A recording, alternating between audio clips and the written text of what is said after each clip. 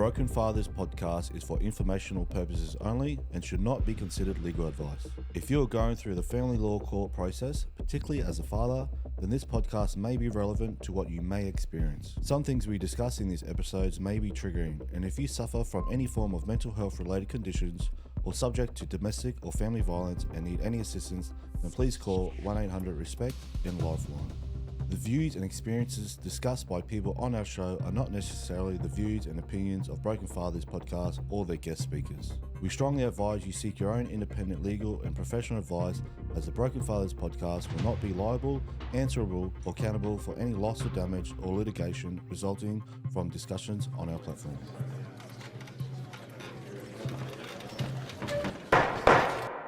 Right, this podcast is now in session. Hold on, guys. The judge is running late to court. So whilst we wait, I'd like to take this moment to acknowledge our platinum sponsor, Straight Up Construction. At Straight Up Construction, they take pride in delivering high-end work across every trade. From new builds to renovations, no job is too big or too small. Director Luke Miller and his dedicated team tackle every project with integrity, hard work, honesty, and a commitment to delivering superior quality results every time. Straight Up Construction is built on the belief that strong foundations matter just as much in the bones of a home as they do in the heart of one. Families should stand strong, and every loving parent should maintain their right to be a part of their children's lives. Straight Up Construction believes that in true Aussie spirit, everyone deserves a fair go. That's why we're proud to have Straight Up Construction as our platinum sponsor. With their support, we continue to produce the Broken Fathers podcast and shine a light on the struggles of men who have been let down by the system. Good morning, listeners and viewers, and welcome to another episode of the Broken Fathers podcast. On today's episode, I am joined with Todd, a 40-year-old broken father from Nowra, who was previously working in juvenile justice. He has one child and is joined with his wife, Hannah. She's 31 and owns a beauty clinic. Hannah has a daughter from a previous relationship who had a perfect co-parenting relationship for 7 years up until Todd's family court was wrapped up. Wait until you hear why it has turned pear-shaped. Guys, welcome and thanks for coming. Thanks for having us. Thank you. Thanks for having us. I'd just like to get to know a little bit about my listeners. So whereabouts you're from, whereabouts you're born, where you grew up? Todd, Morley. I was born in Manly. Not a Manly supporter? No, definitely not a Manly supporter. Can't stand them, hey. Who you go for? No, I can't say that either, 'cause they're not much. I hope we get DCE. I think we might be getting Daily Cherry Evans next year. No, I back the Eels, So born in Manly. Don't recall too much of those early days. I do recall at about sort of 2 years of age moving down to a little town called Culburra on the south coast with my mum. Yep. And sort of lived down in that area all my life. And mum and dad split up? No, so I moved there with mum. I don't know my biological father. Yep. And to be honest, don't know anything about him at all. There was, like I said, myself, I was 2 in Manly. Mum did have a second child while up there. I did have a brother, Dean, but sadly he passed a cot death at around 2 months of age. So it was just myself and mum moved to Culburra, So you grew up with mum. What was life like growing up with mum? It was good. Yeah, from what I remember, don't recall much of that very early young age. But what I do remember is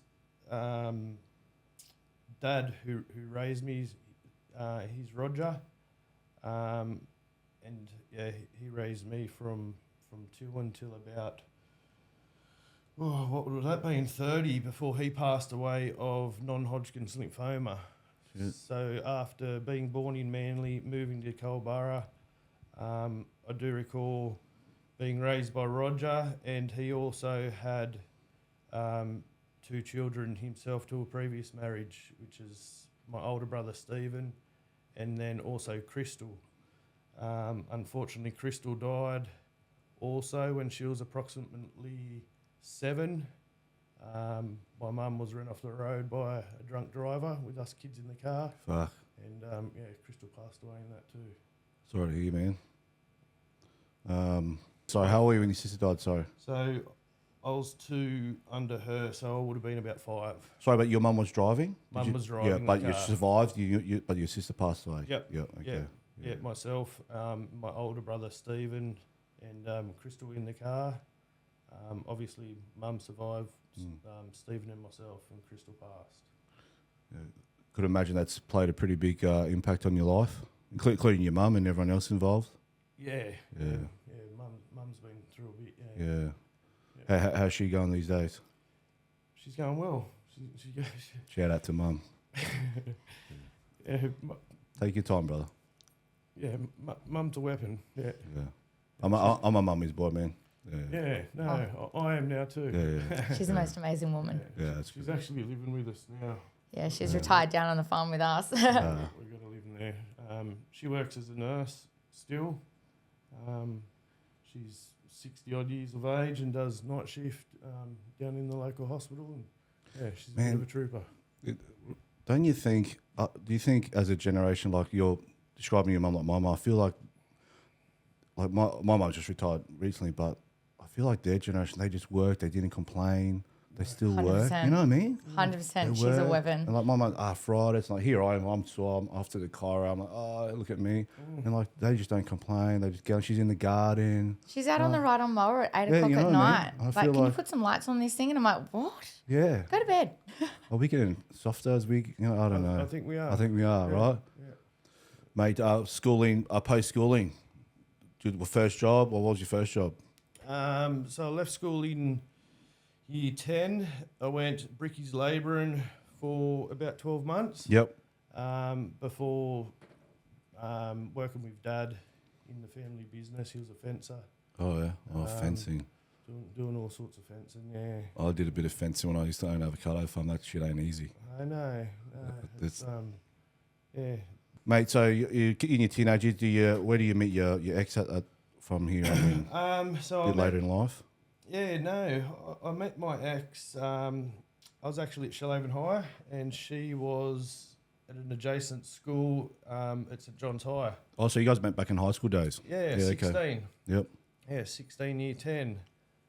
Little did I know, because I played a lot of sports through school, and we used to walk from our school to the football fields, which I had to go past her school. And after going out with her, she told me she used to see me walking along. And then we just met at a party one night, one weekend at 16, and we were together from 16 to 36. Yeah, wow. Engaged at 19, married at 21, and had my young son at, when was he? 2010. Yeah, okay. Mate, what was life like when your son was born? It totally changed. Yeah. I always ask this question. Yeah, but being a father is something only a father would know what that's like. Yeah. It's a full on dedication and being that provider, that man, that role model for your son. Yeah. Mate, so you've had your son. Now, if we backtracked a bit, how was the relationship leading up until, like, was everything sweet up until the marriage? Were there sort of signs or breaks between? No. We never argued. Yeah, right. From 16, I say never argued. Small, tiny little tiffle. It honestly was the perfect relationship. Yep. Yeah, I couldn't have changed anything. Couldn't have asked for any more from her. We really got along. It was always us. It was always us together. Yep. We were young at the time. We worked. We come back home. I was living with her at her parents from about age 17 until we got our own place. I think we rented our first place when we were 19. Yeah, right. And it was honestly a perfect relationship. Yeah. And you get along with her family, like at this point in time? Look, I modelled myself around her family, especially her dad, who I highly looked up to. I got along really well with her older sister, the older brother, and then the younger sister. It was always us. I was always there because my parents, we grew up for a few years as Jehovah's Witnesses, so there was never the celebrations, the birthdays, the Christmas, the Easter, which I didn't mind. But then after meeting Jenna and seeing how close-knit and tight they were with their celebrations, that then became my family. Okay. And I sort of, I distanced myself from my own family there. Yeah, quite a bit. Hey guys, just a quick shout out to our gold sponsors. MCH Industries are a mining maintenance specialist company supplying solutions to the coal mining industry in the Bowen Basin and regional New South Wales. They supply superintendents, supervisors, leading hands, diesel fitters, tyre fitters, auto electricians, HV electricians, and trade assistants to assist. The mining one-stop shop for mechanical trades. MCH Industries are always looking for good blokes to jump on the team, so check out their Instagram for more details. And are you looking to buy, sell, or invest in real estate? There's only one name that's been leading the way for over 123 years, Ray White. Ray White isn't just another real estate brand. It's a family business built on ambition, trust, and leadership. Today, it stands as the largest real estate group in Australasia, connecting people with homes and investments across the country. Whether you're a first-time buyer, a seasoned investor, or looking for that perfect home, Ray White is committed to delivering authentic, local expertise. Because real estate isn't just about properties, it's about people, communities, and futures. And when it comes to trusted leadership, meet Alex Ilyan, an ex-Army veteran turned dedicated real estate agent. Alex knows what it means to serve, to strategize, and to get the job done. Whether you're looking to buy, sell, or just have questions, Alex is here to guide you every step of the way, servicing the Geelong, Bellarine, and Surf Coast areas. Ray White, the name you can trust in real estate. Did you feel that was forced, intentional, or just natural? Like the separation? The separation or the distancing? The distancing, sorry, from your family. At the time, it was More natural? it sort of come natural. I didn't feel forced to do it at all. I done it on my own accord because I like that tight knit family. Not that my own family we weren't tight. It was just a little bit different. Yep. And I liked The way I they like that. ran it. Looking back in hindsight, I do believe now that my ex did divide a wedge between myself and my family. Now I look back in it. There were times where things would happen within my family and my ex would say, that's not right, they shouldn't be doing that. My parents would never do that sort of thing. But look, yeah, it is what it is, hey, and you can't change, take back the time. So I just want to make sure I get this timeline right. So high school sweethearts, engaged, married, everything's perfect. You go on with the family, you have your son. What you guys doing for work? Were you fencing then? At the time, having my son, 2010, I was still recovering from the back injury. At that time, I was driving trucks, just delivering some parcels. Yep. Light duties. Just light duties. Fencing was too much. Yeah. It was too hard on the body. I did try. I was doing a few days here and there fencing, and then I'd find myself having to have a couple days off. Just to rest. So come a point in time, I'm like, I can't do that sort of physical work anymore. I've got to look at doing something different. Had no qualifications, no degrees. I only went to year 10. I've did always have a passion for working with kids, trying to help kids. At that time, I couldn't find any employment in doing that. Tried the truck driving, the parcels, didn't work.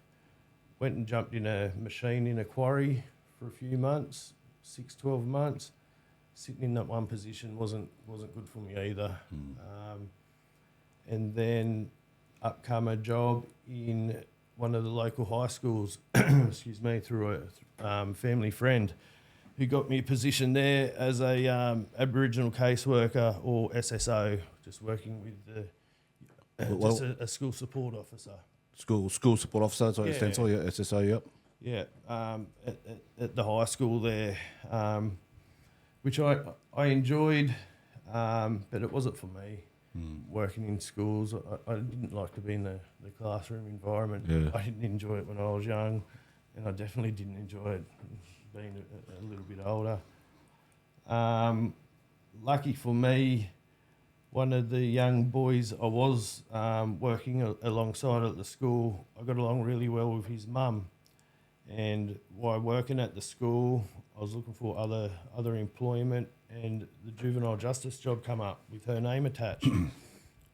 And because I was so close to the family with the work I was doing, wasn't so close to her and her family, but I knew her quite well. I had a contact number, and I just reached out to her and I said, look, that's not your name on that ad there for juvenile justice. And she said, yeah, Todd, I want you to go for the job. So long story short, applied for the job, got it, and that's what How beautiful. That was me. Yeah. Real quick, was your ex working at the time? Like when you had your young fella? Yeah, she started a hairdressing apprenticeship when she was about 17, completed that, and then had her own salon. All right. Where to from here? What is this? How many years down the track are there sort of signs, breaks or rocks? You on the rocks? There was no real signs until I started the juvenile justice job. Weird. How old was your son by then? My son then would have been 6. 6, so pretty much 6 years. The relationship's all good. Like there's no drama. Maybe a little bit of hiccup here and there, but pretty well nothing out of the perfect. ordinary. Yeah. We're living in our family home at Falls Creek, which I purchased, and that was a 5-acre property. Everything was really good, until this juvenile justice job, and I used to do a bit of travelling around from centre to centre.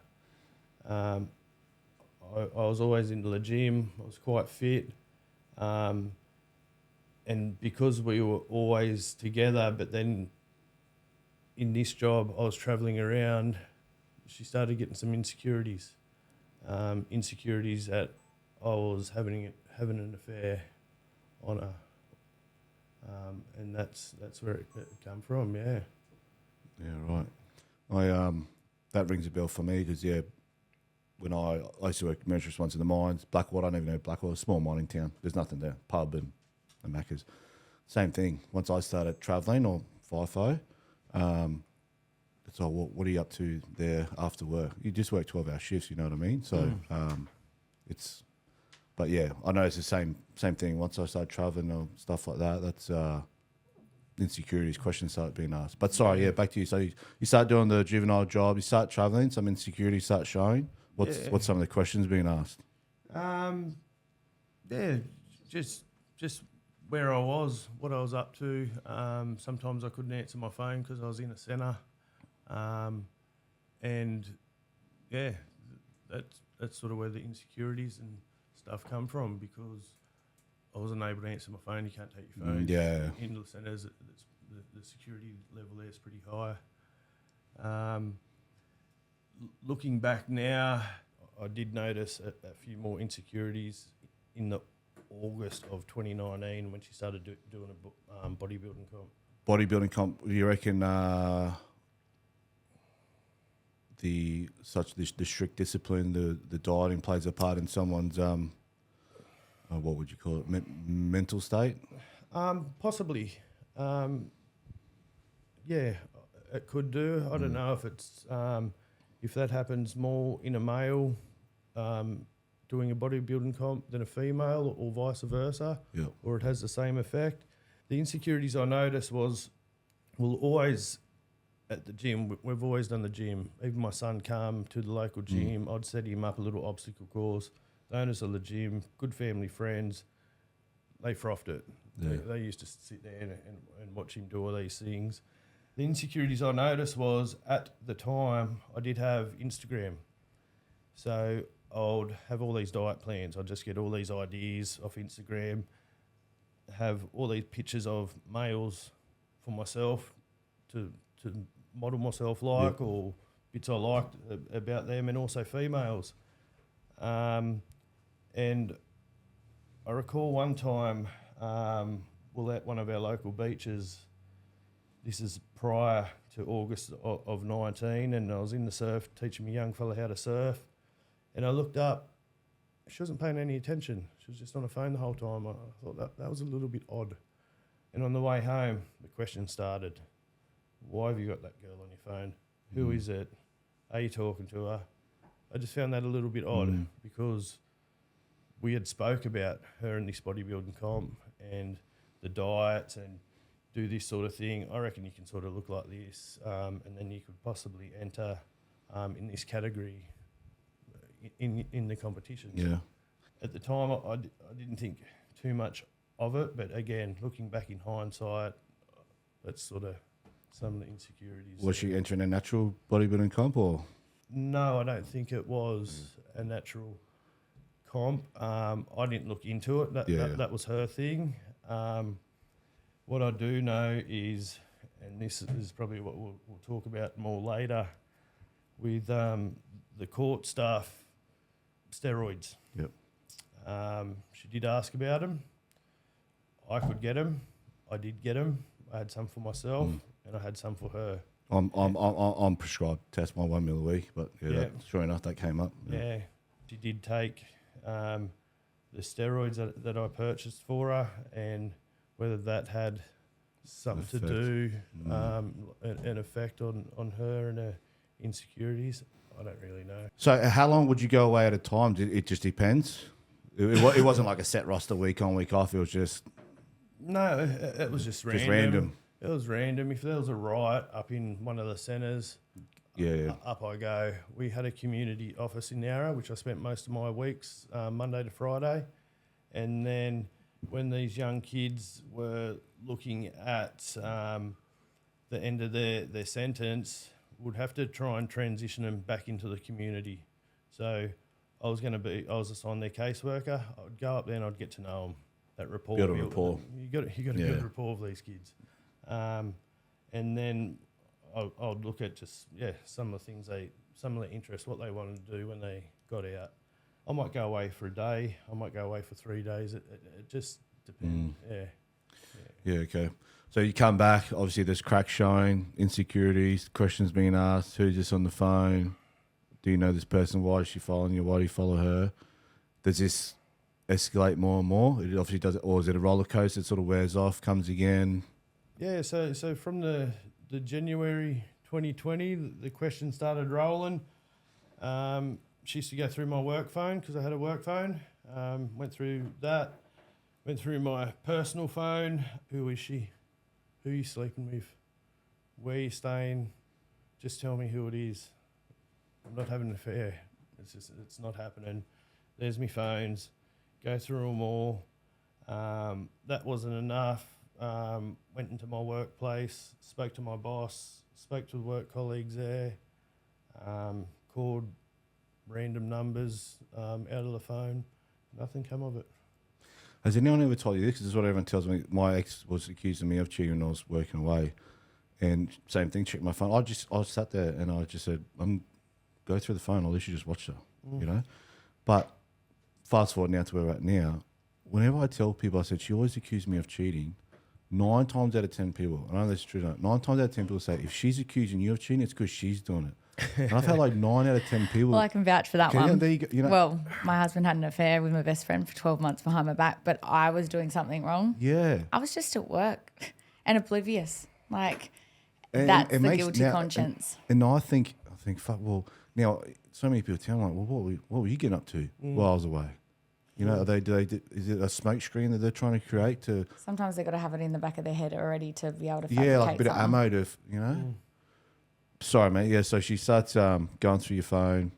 Where's your state of mind now? Like, what's going on here? Where's this? We're going from perfect relationship, no drama, to just... Yeah, no, just totally confused. Yeah. Yeah, just didn't know where that come from. Do you think about sort of maybe counselling at this point? Like, hey, what's the go? So we did. We went and got counselling, and we done counselling separately once a week. I'll do a session, and then she'll do a session. And then you come together? And then we do joint sessions. That was through Catholic Care down in Nowra. Don't know if I'm allowed to say names, but Rosalind Pratt was our counsellor. And in my conversation with her and then our joint conversations, everything was going really well. It was a weekly visit or a weekly phone call.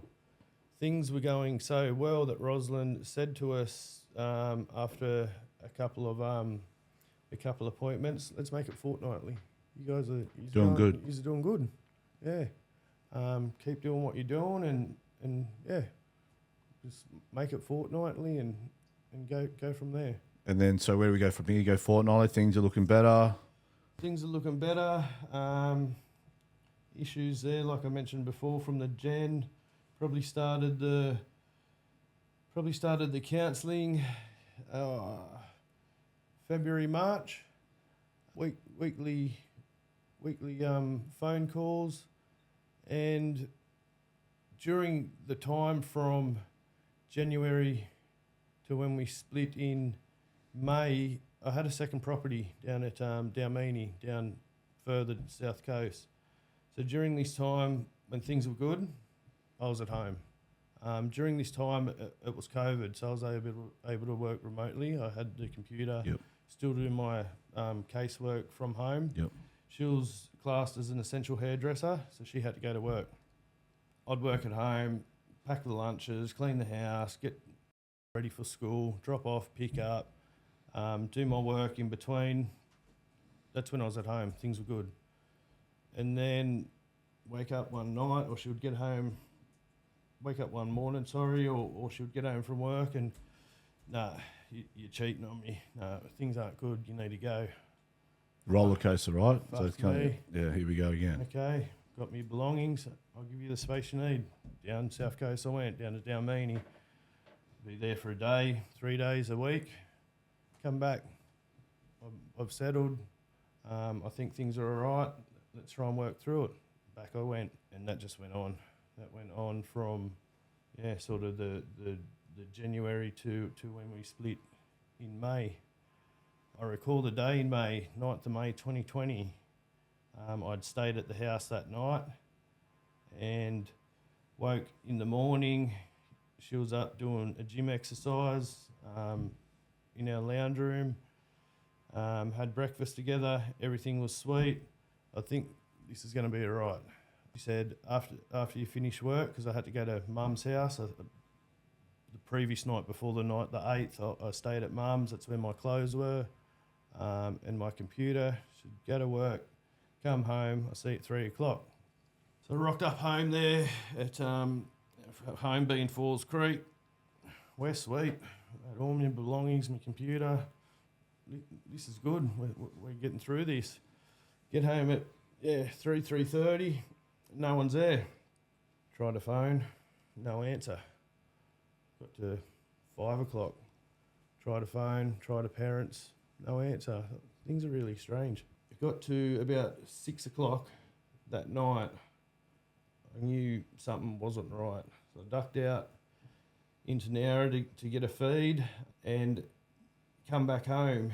Now I live in a rural area down there, so I come off the highway, turned into my street, and I seen a mum's car parked on the side of the road. And I got out of the car, went to her door. She goes, "What the fuck are you doing here? You've destroyed my daughter," and just went absolutely off a trolley. I was like, "Fuck me." I got in my car. Sorry. Before I got in my car, I seen another car come off the highway. Big white 4 drive, big spotlights. Come in, right in behind me. I jumped in my car and drove home. Now, during our split, during our trouble time between myself and Jenna, I was talking to the family. I was meeting with a mum, meeting with a dad, brothers and sisters. We were all talking about it, what was going on. And I remember an older brother one time. At the time, he was a Navy diver and security guard, 6 foot tall. Thought he was 6 foot wide. Bondi bouncer. He goes by the name of the Bondi Oh, bouncer.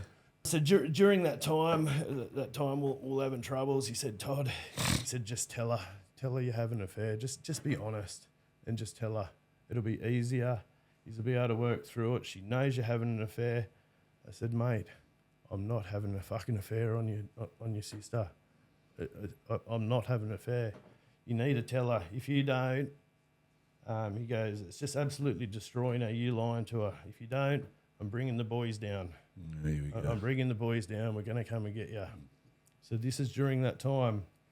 Now going back to what I just said before, when a mum was on the side of the road, this car come round the corner, 4-drive, big bright lights. I thought, fuck, here he is. He's coming. Flew home, unlocked the door, ripped my shirt off, went back outside. Like, we're on. We're going to have a good crack here. Wasn't worried at all. The doors opened. Cops. Coppers dressed in suits. And I was raging at the time. And they come to the house and to the door. The mother-in-law's there. They go, Mr. Morley, you got to get your belongings. You got to go. So, why? What the fuck's going on? In my head, I was coming home to the family home. Like, everything was sweet. My wife, my son. She told me to come home. And then next minute I get this. I'm like, what's going on? They said, oh, we can't tell you. This is a crime scene. What do you mean it's a crime scene? Mr. Morley, get your belongings and go. So I go in there. They follow me in, put some stuff, some clothes in a suitcase, not knowing what was going to unfold. And they'll just follow me around everywhere. And they were very, very funny when I went to our walk-in robe. Anyway, got me belongings and then off I go to Mum's out at Culburra. Stayed there at Mum's, went to work in the community office, briefly told my boss what was going on, just out of courtesy. I think it was about 3 days later, one of the head detectives there who rocked up that night in that big white 4-drive, Jason Glover, his name, called himself the Swiss Watch. Yeah. You're like me, you don't forget names. Mate, I don't forget names. I know every name in that court case I went to. And the other, his colleague was Jessica McNally. Yeah. She went on stress leave because she couldn't tell the story through the criminal. I bet. Isn't that funny? And he actually got stood down through my trial. Good. Anyway, Mr. Glover brings me there at work. Mr. Morley, you got to come down to the station. This is about 10 o'clock in the morning. Come down to the station and pick up some of your belongings. I said, yeah, no dramas. There's a trap. As soon as you come, they arrest you. They did. Yeah.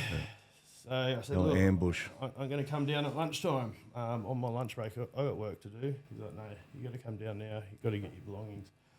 Rock up down our local station. I walked down there. Wasn't far. 5-minute walk. Work clothes, personal phone, work phone. Went to the front office, told the front screen, told him my name. Next minute, the side door opens. Mr. Glover and a family friend at the time, Mr. Shane Waters, opened the door. I stepped in, hands behind the back, cuffs on. In the fishbowl you go. Textbook play, that one. Textbook play. Keeping in mind too, when he got told to leave his house, he really didn't have to leave his house. But this is the corruption that comes into the play when your ex-father-in-law has very high, pull in the Nowra police. So it's funny how they ask you to leave your own house, but can't tell you why. We can't tell you why, but you just need to leave. Yeah, just leave. Yeah. Where do your rights come into it when I know. I can't. No. And I didn't have to leave. Now I look back. I didn't have to leave. This is why I do the podcast. So other fellas looking go, oh, well, fuck, hold on a sec, Were you intimidated? If you don't leave, they're going to arrest you? They're going to charge you for not leaving? Well, no, you don't have to leave your house. That's right, yeah. All right, so they do the old textbook ambush, bring you down, tell you to collect your clothes, but really they're throwing you in handcuffs? They didn't have my clothes. Yeah, no, there never is. No, it's just the old bait trap. They took my ex's clothes because what I didn't know at the time but do now, she accused me of rape. So they took her belongings out of the dirty clothes basket or on the floor or beside the bed or whatever. They didn't have any of my clothes. No. They trapped me. If they get dirty clothes DNA, like, what are you looking for? Like, you know. Well, they grabbed the wrong pajamas to start off with. That changed twice throughout the trial. Oh, it was these pajamas. Oh, no, actually, but you know it was what? them. I don't want to be disrespectful because you can't watch on it, but like, if you're in a relationship with someone, like, of course you're going to find sperm on the bloody clothes, you know? Like, we're in a relationship here. You know what I mean? Like, of course you're going to find that. We don't need to hide anything from I sat through the whole trial. I know, but, you know, I'm trying to be respectful. But, you know what I mean? Like, it's just, like, it's kind of like saying, we found toothpaste in your toothbrush. Well, of course you did. That's how I scrubbed my teeth. When he first told me, I was a little bit taken back because, like, you know, out of all due respect, you know, yes, some people are forced in certain things and that, but I was like, how do you rape your wife? That's what I mean. Like, I was very confused when you have a child anyway. I know. I'm still mind boggled. Yeah, so they're trying to claim rape.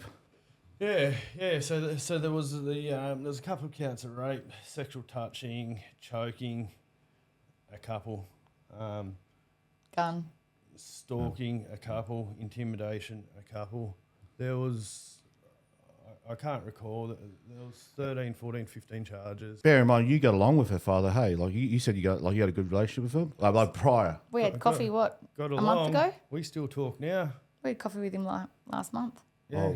We'll get to that. Yeah, okay. Yeah, right. Yeah, no, got along with him. Like, he was my dad. Yeah. Fuck. Yeah. No, we got along, all of us, really well. So what was his? Were you able to talk to him throughout this process? What's his? Did he try and break communication? Look, yes, he did. We did talk. I feel that he was as confused as what I was, but it is his daughter. Felt obligated to sort of. But he still never ever gave evidence in trial. Yeah. So. And he's, I don't know. I looked up to him, highly respected him. After all this, and now that I'm out of the family, there are people that really don't like him and trust him and think he's quite good with his words in what he says at certain times. He did try and help. We sat and we had meetings, myself and him, myself, my ex and her mum and dad, about moving forward, what we're going to do. We couldn't work things out, who's going to get what. So they did have some involvement. Over the years of being separated, I would talk to him. I still have the text messages on my phone now. For my son's birthday, Christmas, I'd buy presents. I'd give him a call. We would meet, hand the presents over. Whether he gave them to my son or not, I don't know. And they weren't little birthday presents. They were, surfboards and things like, Yeah, expensive big presents. Yeah. Mm. So obviously your ex's mum and brothers, they've cut comms. They're off you, but you still keep in touch. Haven't spoke to anyone in the family other than Mick. Still talk to him to date. The older sister Rhiannon, she had 2 kids herself. So when I was in the family, myself and Anna, we spent a lot of time raising her 2 kids. Young.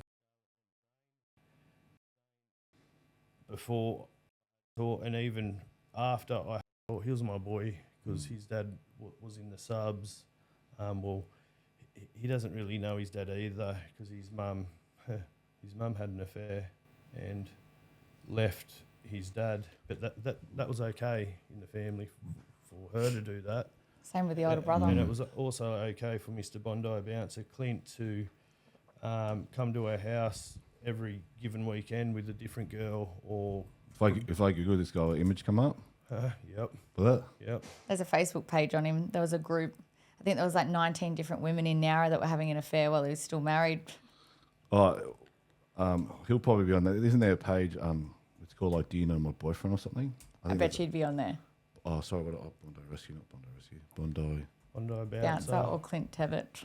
Les Norton, no. Bondi Bouncer, Images. What's his name? Clint Tevitt. Oh, yeah. So this Mr. Tevitt Bondi Bouncer actually took an AVO out of me because he was scared and intimidated also. So how did you get the name? Was he bouncing in Bondi? Yeah. Okay, yeah. Because of his height. Oh, Bondi Bouncer. So then that's when the AVOs started flying, weren't they? Left, right and centre. Yeah, I've had a couple AVOs put on me since all this. Bondi Bouncer was the one that said to you, fucking, me and the boys are going to come get you, but then he puts the AVO on you. Yeah, he put an AVO on me. Yeah. Messages me while we were actually dating saying, Hannah, you're smarter than this, pull your head in, rah, rah. And I was like, nah, mate, I was just smart the day I went on a date with you and realised that you had a wife. And actually told you, if your boyfriend's got something to say... Say it to your face. Say it to him, tell him to come and say it to me face. That's probably one thing I did keep from you because I did not want you to call him. He was in, did you say he was Navy? Yeah, Navy, Say no more. Say no more. Yeah. All right, so what's the first AVO that gets served on you? Was it from him or your ex? So the first AVO was the ex. Yeah. Because of the allegations, the police put the AVO on me to protect her. Yeah. And unfortunately, and still to date, my son was put as a pin-up, person in need of protection. That's what happened to me, yeah. Why he was put on that is because through one of 9 statements that changed all the time. Yep. In one of her statements, she said to the police that if she ever left me, I was going to burn her and my son in the car. Now, she referenced the Brisbane car fire. Yeah. Many years ago. Yeah, Hannah Clark. Yes. I knew nothing about this until this was the fact sheet come to me. This is what I think the turning point was for the whole TV thing. And that's a tragic thing, right? I don't wish that upon anyone. But I think what happened was when that incident happened, they just said, well, any allegations come in, just DV everyone. You know, and I think that was a turning point where it's just gone too far one side. Again, I don't wish that upon anyone, but I think that was where they're chasing the bouncing ball. Yeah. And I was speaking to a few different cops about this, and they believe that incident was where they're going, well, fuck it, just hand them out left, right, and centre. Yeah.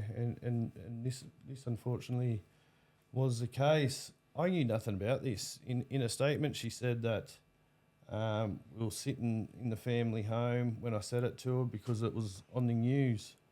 I had to Google search it. I was at Mum's at the time. Knew nothing about it. I know a bit about it now. So that's why my son was placed on it. He was listed on the AVO. So that was my first one. I'd never been in trouble with the law ever. Throughout my whole life until this stuff with my ex. The second AVO come, after Jeddah and I split, it wasn't working, the court stuff come, the charges started flowing left, right and centre. Allegation after allegation. I'd done 12 months single by myself, wasn't interested, lost the love of my life, I didn't want to see a girl again. Could you see your son at this time then? No. Did you supervise visits or something? No, still not to date. Oh, you're kidding. So the family, 10th of May 2020 was my last contact. The Family Law Act, when you went and got advice, said until his criminal proceedings were dealt with, he could not have any contact with his son until that was done. So you haven't seen your son since when, sorry? 10th of May 2020. Fuck, bro, I'm so sorry. Yeah, take your time, bro. I think the hardest thing is when you see him walking in the street and you can't even do anything. We went into a cafe and didn't even realise he was working out the back this one time. And because of the AVO, and he knows how hard and fast the Nowra police act on him, he looked up and he wasn't even allowed to acknowledge him. He had to just leave and walk back out. And it's just gut-wrenching. Yeah. Because they were so close. This is why I do the podcast, to tell the public about what's going on. So how old is he now, man? Sorry. 11th April this year, he will be 15. And just to give some context, like I've had, similar, when I say similar, like a father might live in the same street as his ex, but again, he can't can't get contact. He has to drive past that house every day. He can't wave. If he waves, he's going to get in trouble. Yeah, you know, it's just such a... I do this all the time. Yeah. I used to coach the soccer, his soccer team when he was young. Then he went into rugby league. I coached the team or co-coached with a good mate of mine, Aaron Parks. They had and still do have an awesome little footy team. So that was our life. I done the Tuesday, the Thursday train and worked. You'll give her that. She's a very hard worker. If I can say one good thing, and I don't run it down. I still don't. But she was a hard worker. So I done all the extracurricular stuff. We surf, we dive. He wasn't my son. He was yeah, it's all right, bro. Take your time. He was my best mate. So after that, after the May, with my last contact, I still try to live my life. So I would go to the football. I'd be extra careful. On the AVO, he was listed. It didn't say exactly what I could. It said I couldn't stalk, harass, approach, or intimidate the basic 1 ABC, whatever it is. There was no distance, but I always kept in mind that I'll just take extra precautions. So instead of going to the football game and being on the home side, I'd come in from the other side. I'd be over with the away team. I'd stand there. I'd watch my son play. I'd go home. Knowing that Jenna always worked, I didn't know if she was gonna be at the game or not. I go there to watch my son. I don't go there to see who's in the crowd. Countless times after going to watch the football, I'd get home, half hour, an hour later, knock on the door. She'd see me there. I'm there, harassing, stalking, intimidating. Todd, Todd, you're treading a very, very thin line here. You're in breach of the AVO. You're going to serve time.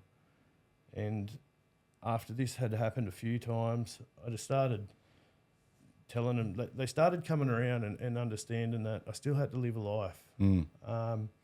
We do live in a small town, and like you said before, there's an incident just the other day. We're driving along a highway, myself, Hen, and her daughter. There's my son. Can't do nothing. Can't do nothing.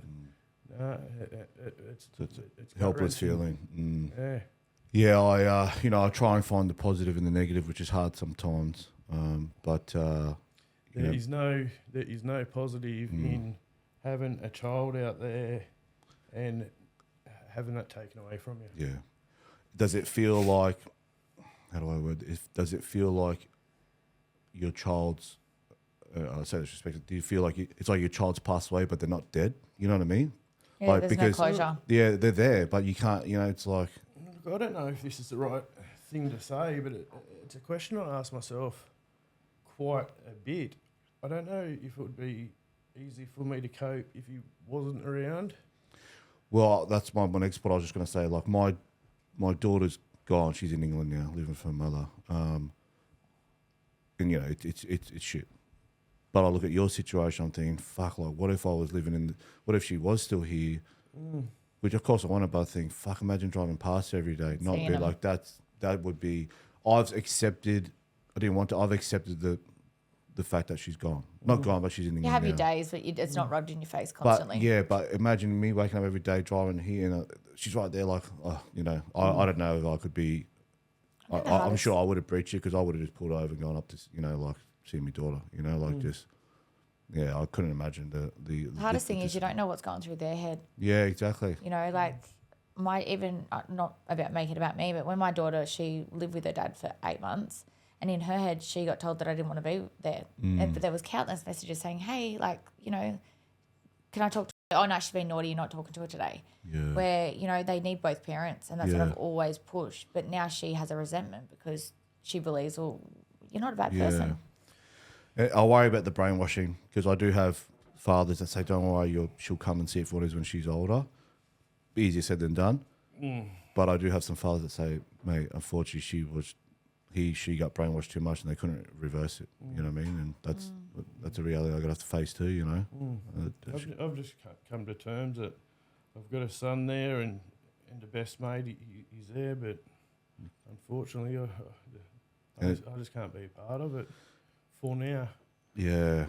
And the thing with that too is because of the township we're in and the amount of people we know, and it has even been passed on to me. I've got the text messages where he's been on TikTok, and there's little things there. I could probably bring him up later, and he's screaming out for his dad.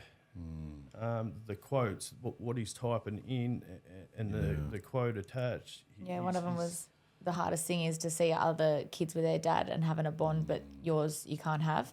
And it's gut-wrenching. It is. He was told that I went down the street to get milk and didn't come home.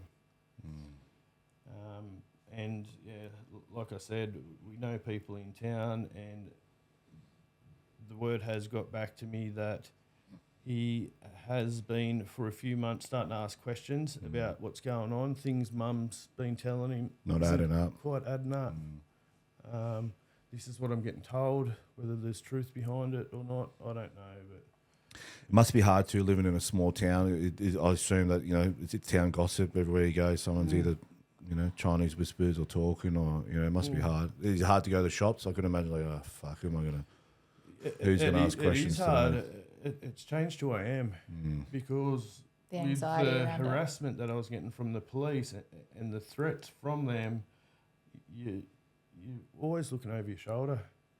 You're always scanning because you don't know if he's going to be there or who's there. Is that a breach? You just walked in exactly by accident in the same place. To the point we literally put security cameras on both Everything. our houses, the salon, everywhere. Because when you get accused of something, you can go, well, hold on, we're actually at home at this time, And that's a time and energy you got to invest, because someone can just say, oh, he was here, X, Y, Z, then you got to go through to prove it, and cameras and that. You're still charged, and then you got to fight it, and it's just like, wow. So where do we go from here? So we got charges. Charges. Get off. We'll have to go criminal. We'll go criminal. Yeah. Yep. Yeah, criminal. So the charges, well, rape, stalking, whatever, a whole bunch of other stuff. We entered down the criminal court. Yeah. So how long does that take? 3 years. 3 years before you actually go to court? Before he got to start. Had, 3 failed? Had a couple failed trials. So this is all new to me. I engaged with one lawyer who sort of made a bit of a meal out of some of my charges and in the way she dealt with them and presented them to the court and severed this charge and that. But my first charges, which I pled early guilty plea, were a 22 rifle, ammunition, and anabolic steroid agents.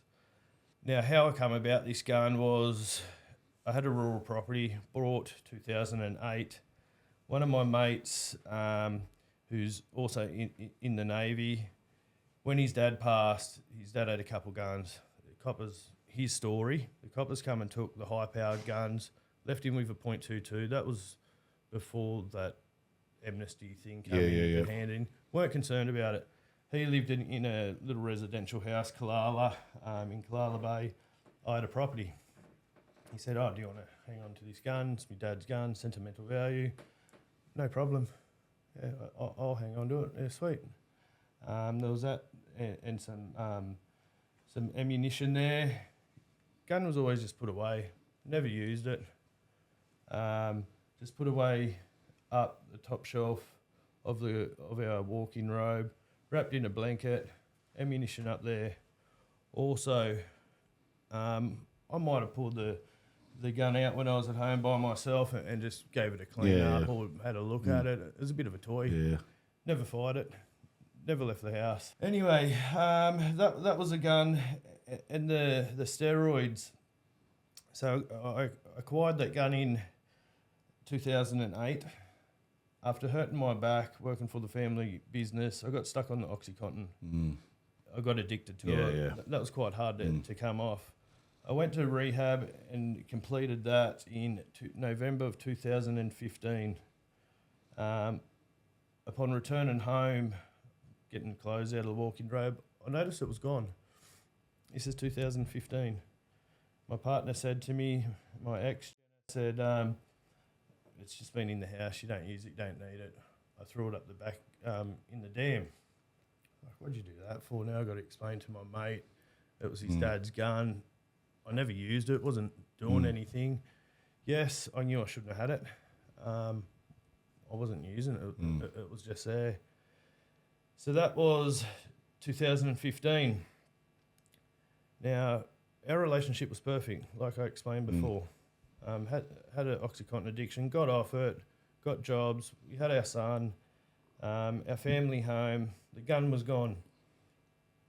Now, going through these insecurities, accusing me of having an affair, when all this trouble started, we had a phone each. She had the phones on one plan. So with her insecurities, now I've looked into it. She used to see where I was at Juvenile Justice. She used to see where my phone would ping. I'd say I'd been Penrith, but the nearest ping station, it wouldn't be that accurate. It wouldn't be that accurate. Insecurities, yeah. We also had Google search. Okay, so we'd split. I looked at the Google search one day, and it said, "What is the maximum penalty for an unregistered firearm?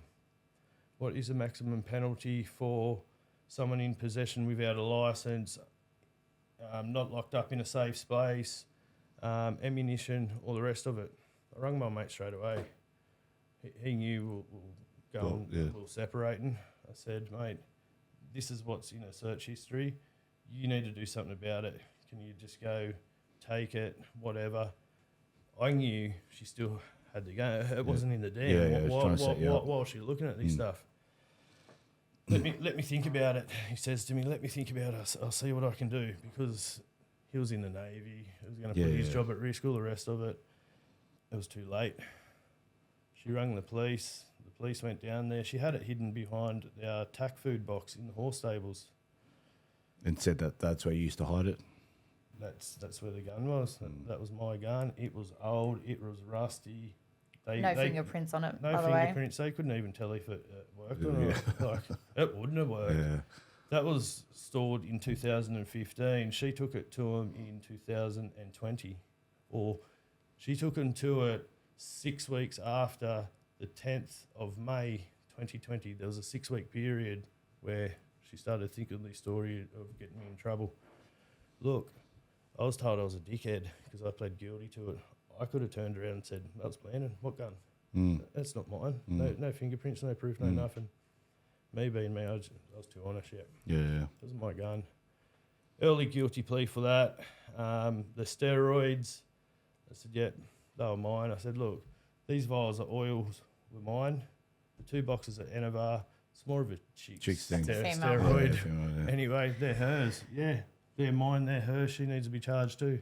Sorry, it doesn't work that way. Yeah. Put my hand up again. They're mine. I think I got a $1,500 or $1,800 fine for that one. That was the start of the criminal stuff, and then it led into the trial. The trial, and the other charges kept coming: the rape, the stalk, the harassment, the choke. Like I said, 13 to 15 different charges. Now, this I'll touch on the rape stuff a bit later, but the choking and harassment and the domestic violence stuff, she had claimed that this had been ongoing all our life. I was an abuser. I was. However, there's no message from how long was it for? Quite like 16 years or something. 16 years. However, there's no 16 years of messages going, "Oh, how come why did you do this to me last time?" There never is. As soon as you split up, then it's, he did this. Your dad's a cop. Your older brother's in the Navy, who's meant to be a Bondi bouncer. And your sister's a nurse. Would you have not said something to someone? Yeah, that's what I mean. Speaking of the text messages, the police extracted my phones, and when I didn't hand myself in, I was tricked. They extracted my phones, 7,500 pages of Celebrate material, every single text message, every Snapchat, email, the rest of it. There was no mention. Yeah, of course. The one mention of violence was a text message she sent to her friend in or around the May of 2020 was, she was accusing me of having an affair. She punched me in the face. And she told her client that, I punched Todd in the face, ha, ha, ha. The client goes, oh, what'd he do? He packed his bags and jumped in the car and left. That was it. No messages from 16 to that date of any violence, any problems. And like Hen just said before, her dad was a senior sergeant. I was in the family from 16. Her dad was a senior sergeant of police. The mum was head of emergency in Nowra, and then the oldest daughter, Rhiannon, also worked in the hospital. No bruising, no mention of anything through within the whole family. No one knew nothing, obviously, because nothing happened. Yeah, I had to fight those. So the trial started. Those allegations, and then as time went on, we got a first trial date. And as anyone would know, when you go through family court, you got to pay for all your lead up, your emails, your phone calls, all the homework. Barrister. You pay for absolutely everything. And you're taking time off work, which is cost. And Hannah supported me through that. Oh yeah, so you guys, you guys had met now, right? Yeah, we met 12 months after him and Jenna had split. Okay. So this is just before, I think I was dating, we were together 3 months just before the criminal proceedings started. Yep. All right, well, we'll pause there then, because now you guys had met, so I might as well bring you. So we'll start for the listeners at home. Whereabouts were you born and whereabouts did you grow up? So I was born in Nowra, Yep. got a little Nowra town. Pretty boring, actually. Me, my brother, I got a stepsister. Not very close with the stepsister. She had a falling out with my mother, which, look, mum and dad, they're just your typical, mum was always the discipliner. We butt heads 24/7, so I don't have a lot to do with them anymore. Yep. And yeah, me and my brother, we don't really, his spoiled brat attitude, so we don't really talk either. I'm very much your lone soldier. Another person that took an OVO on me. Oh yeah, that we'll come to that one. But anyway, so I was with my ex-partner from the age of 14, high school sweethearts. Oh, same sort of stuff. Yep. I used to race motocross quite high up. Then fell pregnant with my first daughter. Got married at 19, fell pregnant straight after with my daughter. Had a stillborn at 38 weeks due to Chauvin Hospital's negligence. That's a whole nother story. Then fell pregnant the exact same due date a year later with my daughter. So she's my little rainbow baby, and I tell you what, she's definitely a full-on child, but, she knows what she wants. Anyway, everything was perfect. Never fought, never argued, had our house, bought our first house on my 18th birthday. Quite successful couple. Then found out when he was 2 that he was having an affair with my best friend behind my back. Now, I'm a very, I'm not a jealous person. I'm not a, oh my God, what are you doing? I go to work, support the family. I'm very work driven. So when this happened, I went, you know what, I'm not doing the drama. Pack your stuff, get out, 50-50. We'll split the businesses, houses. You have our daughter 50-50. He couldn't at the time because his work was quite important. So, and I worked from home, the salon at this time. So he'd have every second weekend and on a Wednesday or something. Then, when she went to school, it went 50-50 because, it was a bit easier. Him and his wife, they got married, had another little boy, started acting out. Doctor advised that she stay in one family home. Now, mind you, every Christmas I let them have her because they had their son and their other kids, and she would have a better Christmas. Yep. So, I didn't have my daughter for Christmas since she was 2. Up until only this year, just gone, was my first Christmas with her. So, I believe you put everything aside for your kid. Yeah, and it killed me, it gutted me. Yeah. She lived with her dad for 8 months, but her behaviour got worse. to the point where her stepmom called me and said, you need to step up and be a mum and take this kid back. She's ruining my marriage. Which I was like, I was a bit taken back because, we were co-parenting fine. All you had to do was say, Hannah, can you have her and see what will happen? So anyway, they dumped her on my doorstep. 9 months down the track, she's new school, therapy. She's off any medication. She has jumped through hoops. She's amazing. Awesome. So, but now we've been slim with some which we'll get to. Yeah, we'll get to that. So real quick, similar past really, like background, like young high school sweethearts, everything was perfect. Yeah. Sort of thing. What's the population of Nowra? Oh God, I wouldn't even know. I'm guessing 40 odd. Yeah, okay, I looked it up. And so you so back to how you guys met. About 12 months after. Yeah. How long had you been? Had you split up with your ex by then? 7 years I'd been separated. 7 years, yeah. So you guys meet 12 months roughly after all the drama goes down. After I separated from my ex. We knew of each other. We knew of each other. It was a small town. Everyone knows of someone. Small town.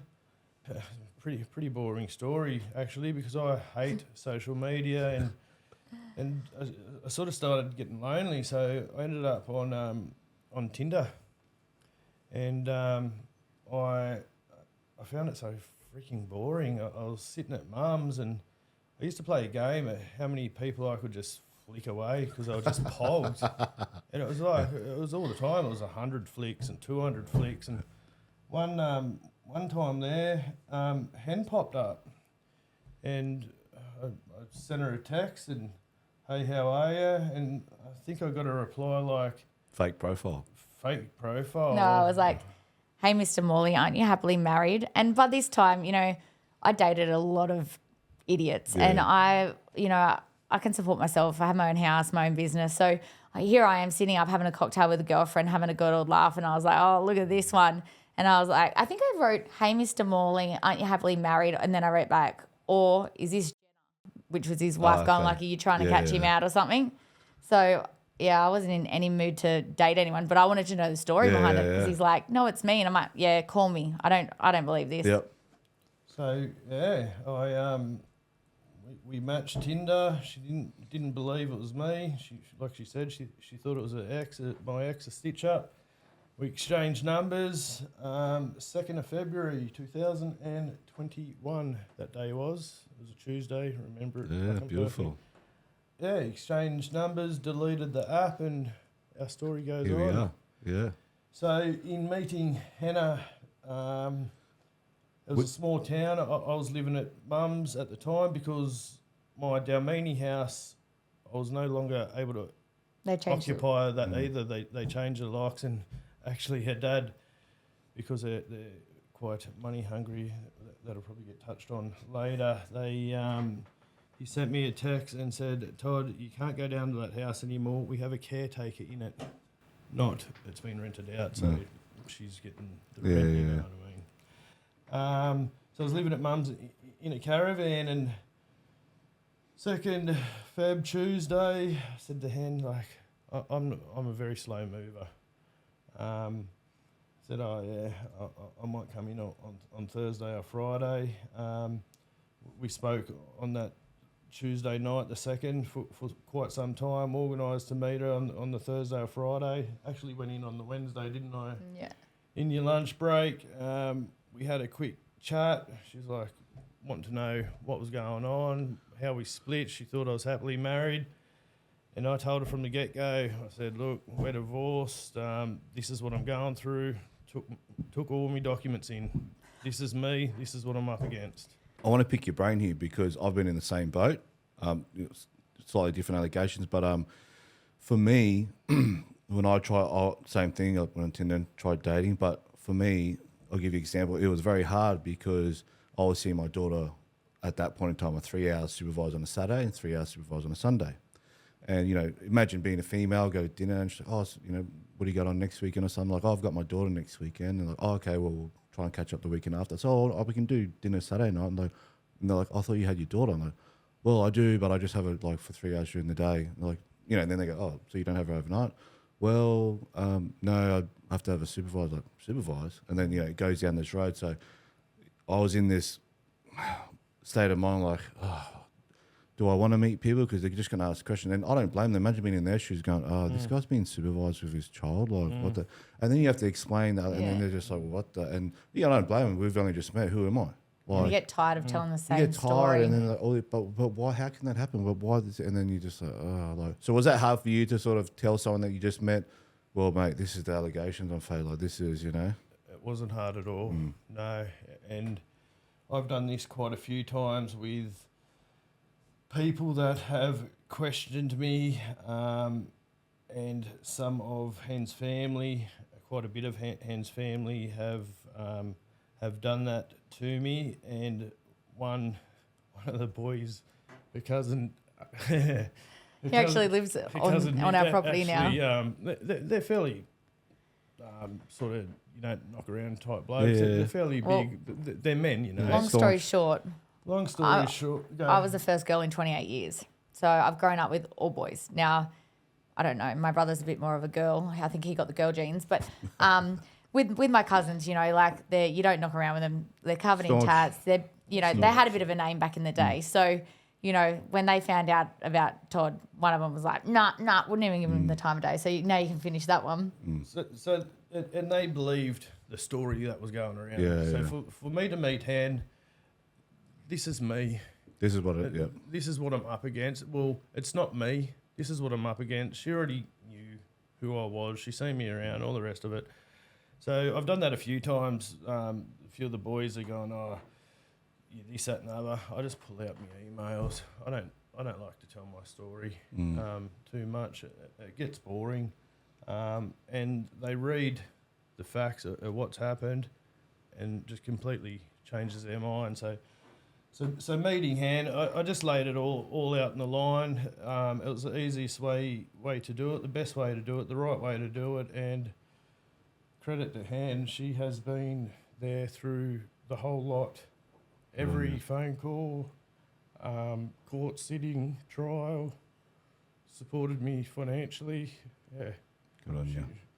Other than my son, Han's kept me going too. Nice.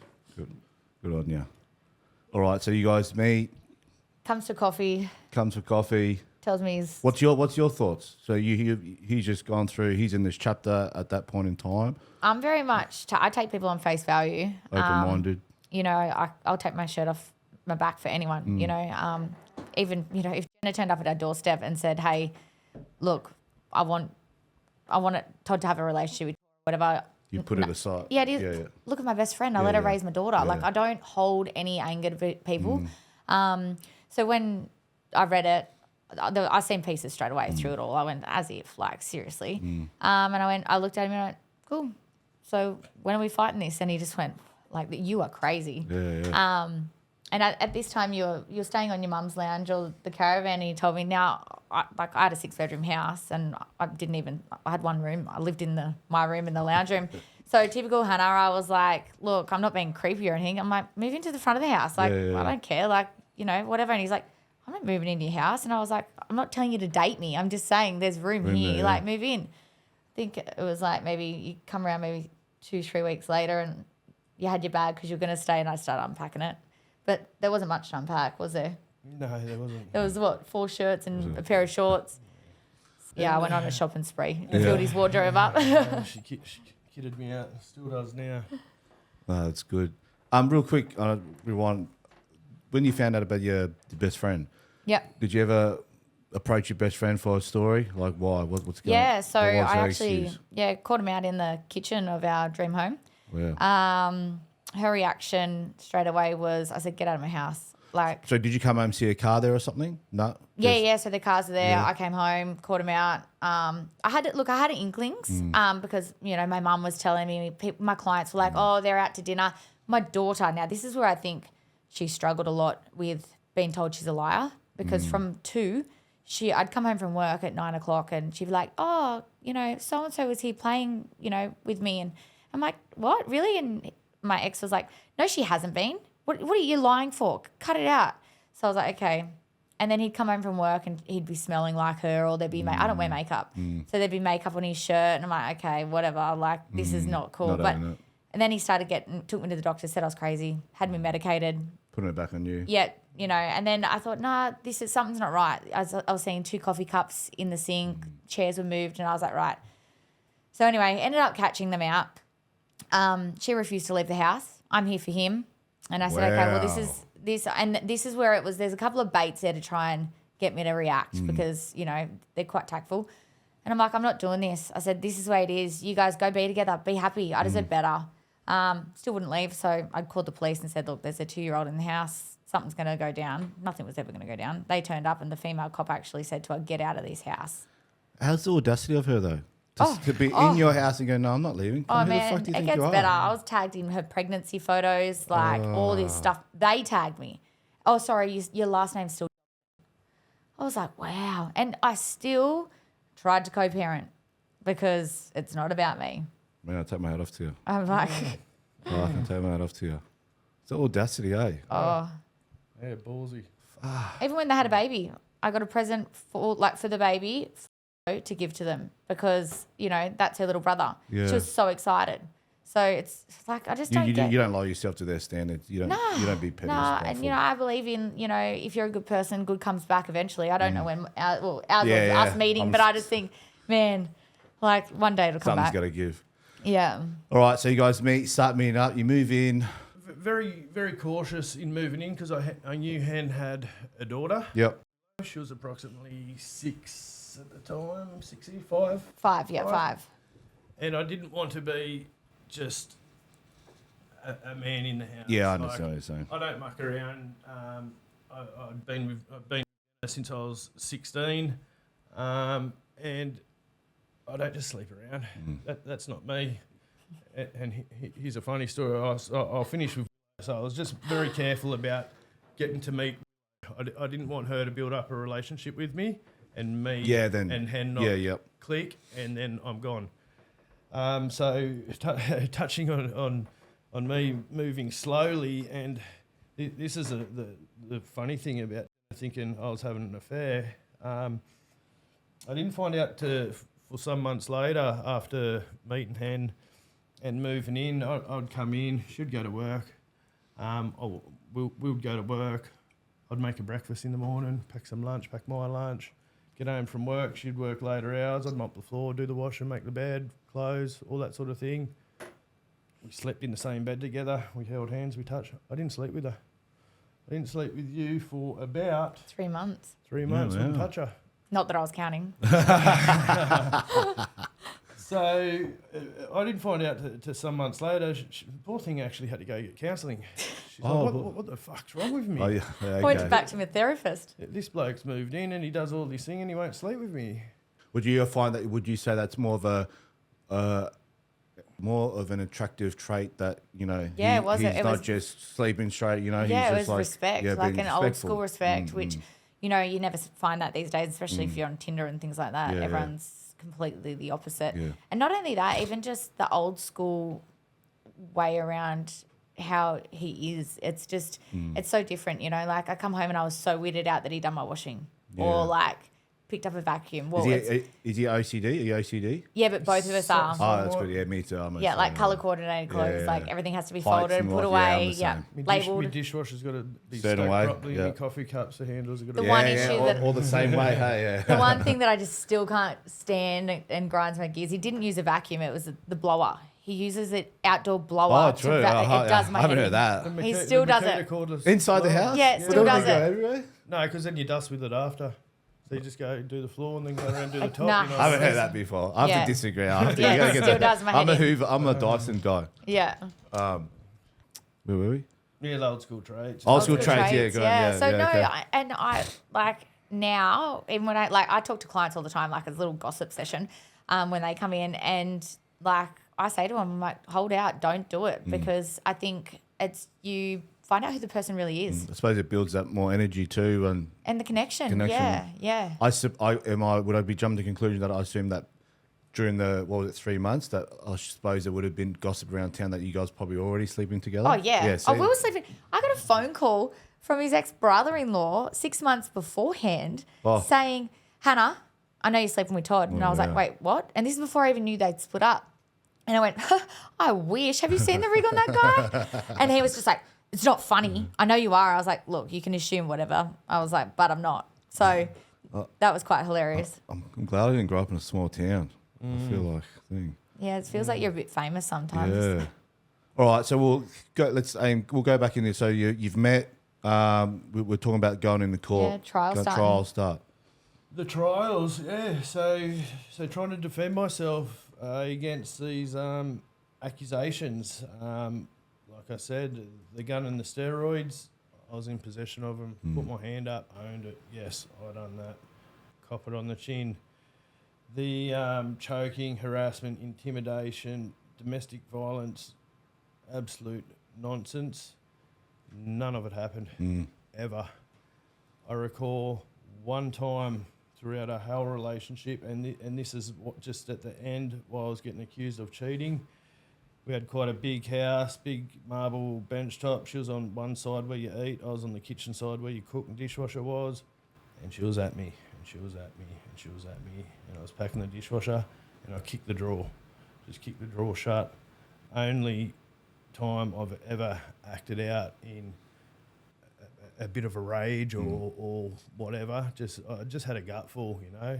It was just relentless. These, and I'll continue on with the criminal stuff, but this, in her trying to get me to admit that I was having an affair. There was one time I rocked up home after work and she was sitting in the outdoor area and I glanced down and I was like, I could see her face. I was like, fuck. Something's about to kick Here off. we go again. I walked down the steps. She goes, you dirty bastard. How could you? I've tested positive to an STD. I was like, what the fuck? You're kidding me. How could you? Who is it? It went on. And this is one of them times where she said, out you go. So I went down to Dalmini. My mum supported me this time. Went and got me test, all positive, all negative. I was Did clean. she show you her result? No, there was no result. Yeah, She didn't go get tested. Fake. She just, course. she just wanted me to just admit that I had an affair. So then in my head, because she told me these things and I was clean, I was like, well, what the fuck are you doing? Yeah. Anyway, so we'll go back to these charges, all this stuff I was accused of. It was a COVID time, remember? My first trial, paid for all the lead up, and that didn't go through, that first trial, so I paid for all my lawyers, barristers. 120,000 for your first one to start? Hen does, she keeps tracking. Yeah. Because I don't. Well, yeah. So we had number one fail. so you may as well grab 120,000 and just put in the bin. Yeah. It's not worth it. Then we go again. Wait, how come the first one failed again? Guy was on the run. The guy was on the run, yeah. So they had to give him an extra couple of days to hand himself in, which never happened. So he ran halfway through his trial.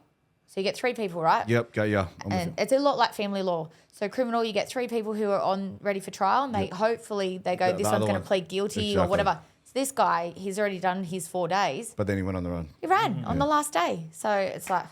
It's important you guys say it because I want other files to know what to expect. Yeah. You know, because if you don't think if you're going to rock up the trial that it's going to happen that day. So we can explain that a little bit better to help the listeners there. In a court block, say in a 4-week block, they'll book 3 people in. They'll estimate 10 to 12 days for each person, hoping that the other one's going to... Well, someone's got priority depending on your charges. Yep. Young kids, minors, they sort of get priority.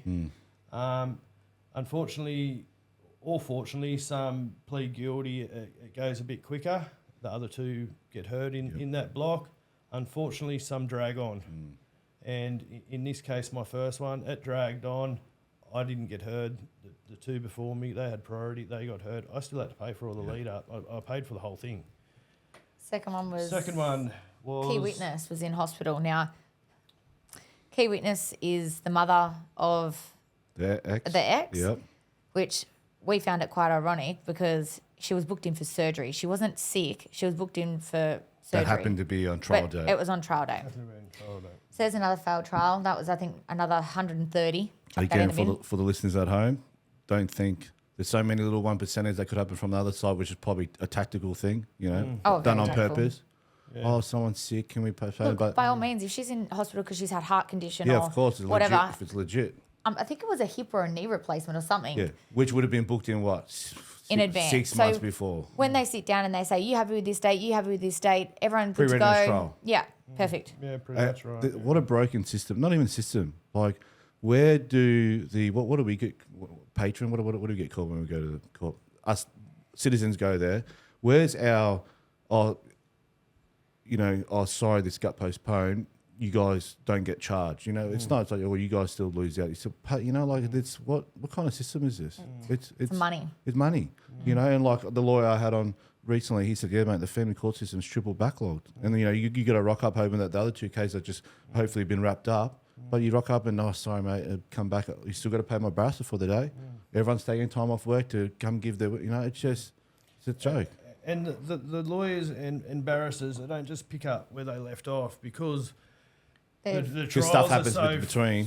far apart. They've got to forget about your case and go on to the next cases. So then there's all this refresher. Yeah. You've got to keep paying them to refresh it all and get new information and all the rest of it. So third one. The third one. This is juicy. I like this one. Yeah. The third one. What was it? This is where they served us with 785,000 pages of Cellbright formula. This is the police prosecutors. Yep. So they held 7,500 pages. Yeah. Jesus. Held it right until the day of court, and our people they tried to produce it on the day. But they can't do that, right? It has to be uploaded on the portal and you given time to exactly. So they were hoping that we would just go ahead, thinking that they haven't read it, which we hindsight we should have. But then this is another thing that made him win the trial because they hadn't read it either. They were just scare tactics. Yep.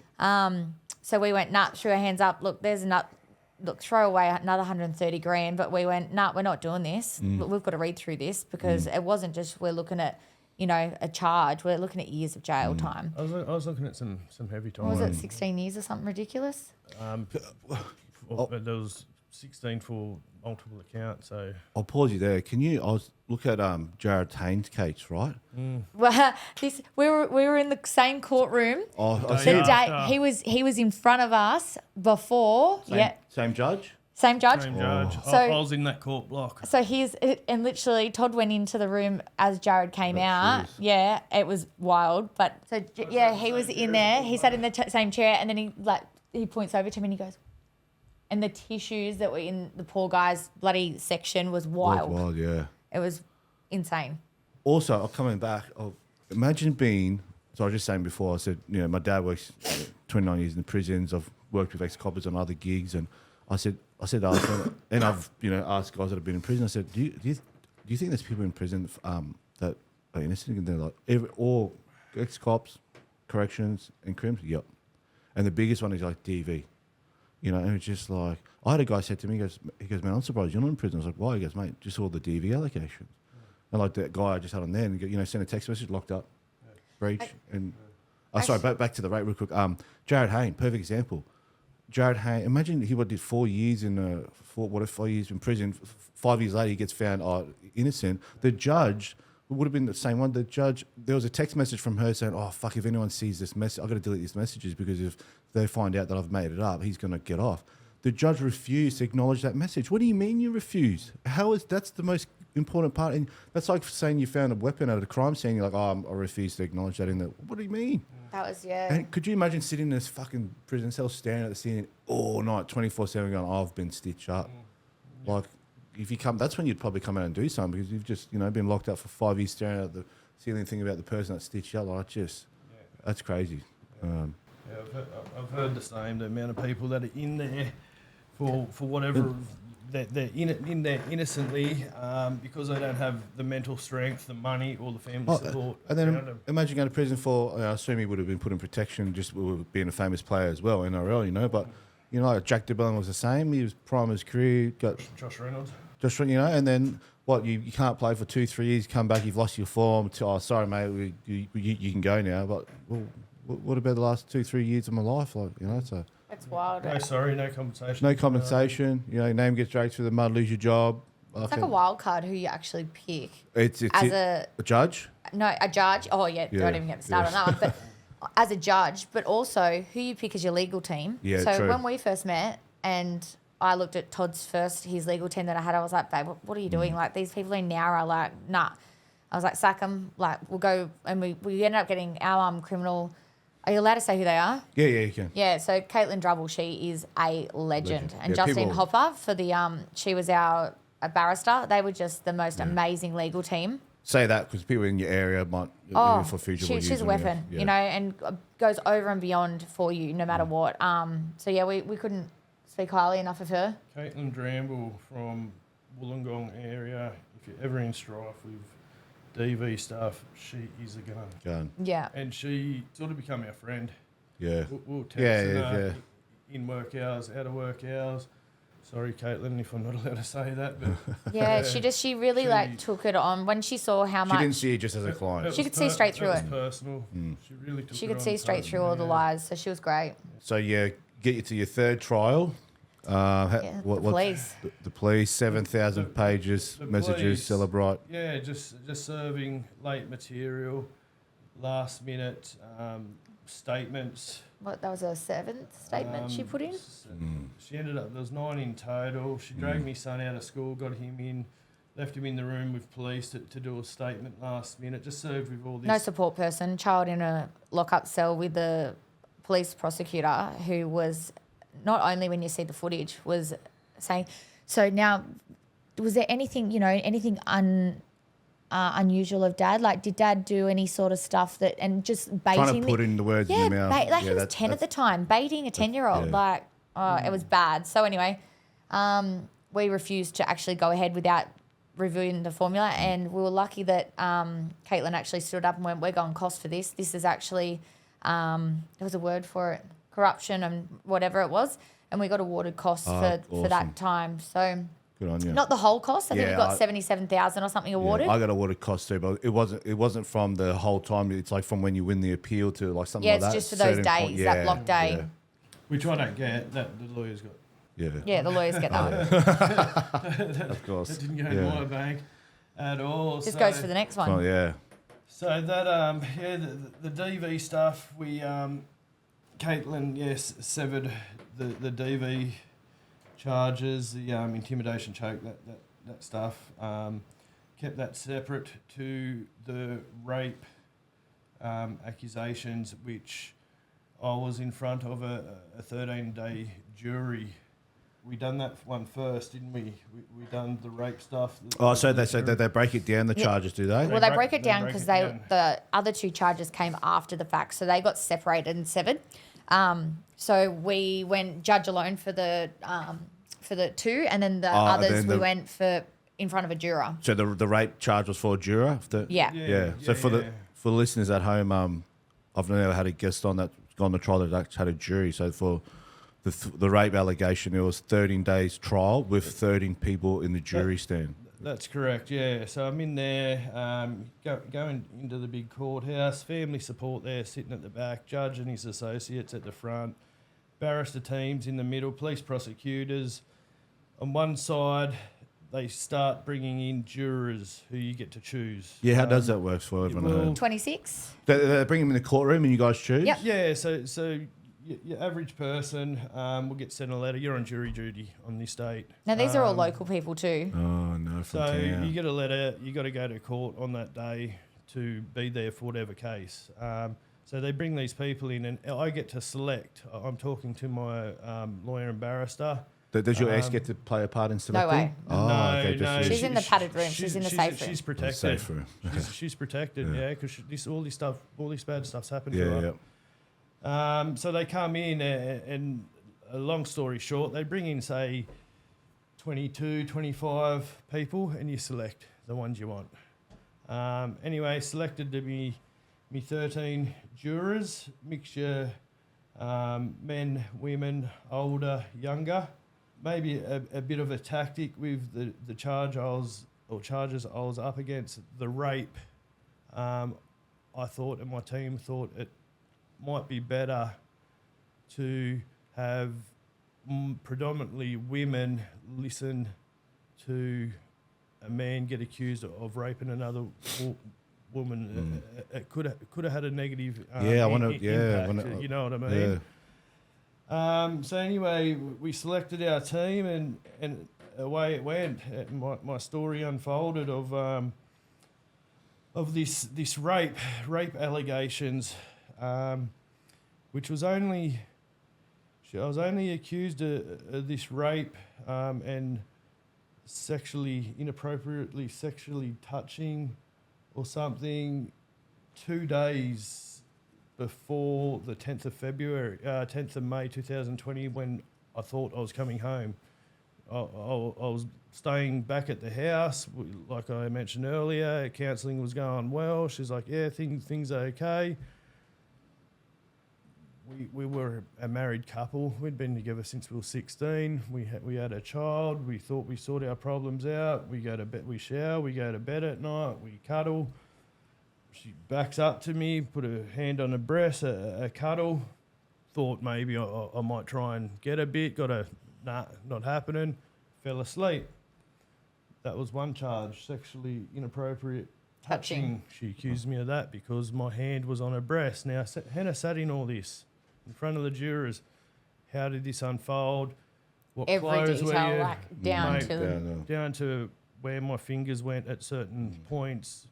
Where'd you shower? What clothes were on? Where on the breast? So I'm sitting there, 13 jurors, judge, lawyers, barristers, and I'm in this big box. If I'm guilty, I'm out the back door. And my story was, like I just said, put my hand there. She had a pyjama top on. My hand just sat there, fingers on the shoulder, palm of my hand just on a boob. It was a low cut little top, inappropriate sexually touching without consent. I didn't have consent to do that. That was my charge. One. Are you meant to get like a signed document before you go to bed with your wife? As a married couple, even every time, excuse me, babe, just do you mind if I put my right hand on your, like what? Mate, if you're going to bed with a woman, you make sure that they sign something before you touch Maybe them. 50 Shades of Grey. He's onto something there where he gets them to sign that document. Yeah, absolute. Actually, there's a guy I don't personally know. He's very well off. He's from America. But whenever someone comes over to his house, they sign a consent form straight away off the bat. Maybe because he's quite wealthy, he's worried about, That's an smart. allegation. But but you sign this form. There was an app I think they were making. They were creating an app for the guys that signs that you can sign something before even going home with someone. I remember that coming up. Absolutely. Maybe that's a good app. Maybe we should. Yeah, get onto it. There you go. There's some money. Where's this at? Where do I get it? Yeah. So they've inappropriately touching us. That was one of them. The next morning again, sort of started to unfold the photos. No, the photos weren't there. The rape one was she had her pajamas on and we were in bed. Woke up that morning. She went to the bathroom. And returned with the pyjama bottoms off. Now, when you talk court lingo, in your relationship, Mr. Morley, what is a key indication that you're going to have intercourse? Like, you don't sit at a table and go, eating dinner and go, we're going to have sex tonight, aren't we? You know what I mean? Like, you just see the energy. Energy. Right. If you touch her on the bum and she pushes back, that's an indication, so she had a shower, come back with her pants off. To me, that's an indication that we were going to have sex. We did have sex that morning. That was normal. There was nothing in it. That's my rape charge. Sexual intercourse without consent. Hold on, can we just add something? Yeah, go. After this happened, she then was Googling to buy new cars, then went surfing with her son. Now, that's really confusing. If I'd just been raped. And messaging her girlfriends. So if that was me, I would be out of that place real bloody quick and straight to either the police or my mum or my dad or someone. And your mum or dad. Yeah. Not contacting them at 2, 3 in the afternoon, going around there because you've decided, I really don't want to be with this guy. Yeah. But so at this point in time, how many years ago was that? So when they were asking about when this alleged incident happened, well, how many years ago at that point in time? 2020 was it? So so you're in court, like what? And they're talking about this alleged, rape. Was that a year ago, 2 years ago? Oh no, because trial got put off, didn't it? So got put off. So my trial... 2 years later, I reckon, 2 years later. roughly. Roughly 2 years later. But they're asking you questions like, oh, what clothes were you wearing? I'm thinking, how the fuck am I supposed to remember what clothes I was wearing 2 years ago on this exact date? I don't have a Asked fucking me diary what I log. wore up here on the Last road Tuesday. Trip, on the road trip up yesterday to come here. Yeah. I wouldn't know what clothes I'd on. You know what I mean? I don't know, yeah. It's just fucking... Yeah. But then she'd said she was wearing shorts, but then the cops are taking photos of the pants, and then this is just, the stories are just wild. And there was rips in them and tears in them, but in all these photos, there was no rips or tears or... Yeah. There was nothing there, yeah. Okay. So yeah, they were a couple of the charges there that I had to defend myself against in front of these jurors. 13 days went, and that I don't get scared by much, but sitting in that little box, having to go through all that and try and remember to detail, like we just said, from something that supposedly happened 2 years ago, was quite daunting. And it wasn't until some weeks after my trial had finished that I bumped into one of these little jurors down in the local shopping centre, and he recognised me and he come up to me and said, "Mate," he said, "we felt so sorry for you." He said, "On that first day, we figured it out. We knew in our first break, we went out there because you go in for a couple of hours and have a recess. And they all get the evidence and everything. And they, all 13 of them, he said, he was an old man, he said, we all knew, we had an answer, you're not guilty." The thing that really topped it off on the final day, and I still remember it clear as day, Justine stood up and went, "Now I'm going to ask you a question. With this Cellbrite formula that we've got here, your Google history, how come you have Googled 6 different charges that you've already laid on Todd, how much jail time you get for these?" This is 6 days before these charges were laid. This is 6 days before any of these alleged things happened. That was just like the icing on the cake for me. Yeah. I was sitting there with just like my throat, and I just felt so sick. What was her reason? Did she come up with an excuse? No. Broke down in tears. I need a minute. Went and cried in the toilet for 2 hours, and we all went for a lunch break. So 13 days. I went to DV trial for 3. 13 days was wild. I was thinking, so fuck, she must have made up some shit. Like my ex made up some shit, but I mean, it was never ending. Obviously, Monday to Friday weekend off, back to court the next week. Yeah. Monday to Friday. I really feel for the jurors. They don't have a choice to go there. Yeah. They mentally have to listen to this trauma. And for the people who genuinely are, in DV or hurt, I really do feel for them. But a lot of the time they don't come forward. Yeah. And then these poor old men and women who have to go home and sleep at night going like, oh my God, this person's life's in our hands. Like that's a lot. And, they don't get counselling. They don't get help after it. It's, here, I have minimum wage. Thanks for coming. See you later. Yeah. I don't know. That needs to change too, I think. So in what Hen was saying there too with my barrister saying to about your Google search history, like I was saying earlier, with the trouble we were having from sort of the January to the May, we're trying to work things out. I was coming and going. Through her statements, she said that she wanted me gone in the July. I was gone. She didn't want me back, didn't want to work it out, nothing. But I forcefully kept coming back. She never asked me to. Now, this was also brought up, and poor Hen had to go print it out. She was sending photos of herself. Date, time stamped. To me, date and time stamped of herself. Not really wearing. Not scared. Not scared for her life. No. Yeah, so they had to get printed off and handed out to the poor little old man in the stand. I felt for the guys. Yeah. And then with that Celebrite material, they because the Celebrite material was extracted from sort of years ago. 2018 was it to 2020, the 7,500 pages. The police would take a text message from, say, 2018, a couple from 19, couple from 20, and piece together a story and hand it. Filthy. Yeah. So even that sort of stuff. Dirty tactics there they try to play. Did you think her dad played a part in any of this? or the what's the word? Do I think her dad played a part in that type of thing? With what I just said, no. But what he did do was the contacts and access. And wasn't right is he was a senior sergeant of the local highway patrol police station.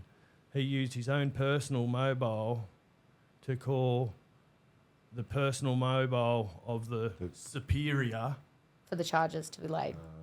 For this investigation to begin, instead of normally you would report at the bottom. You'd call the station. And chain of command. So he made that initial big contact using his power, his badge. Abuse of power. And who he knew, and then he pulled himself away.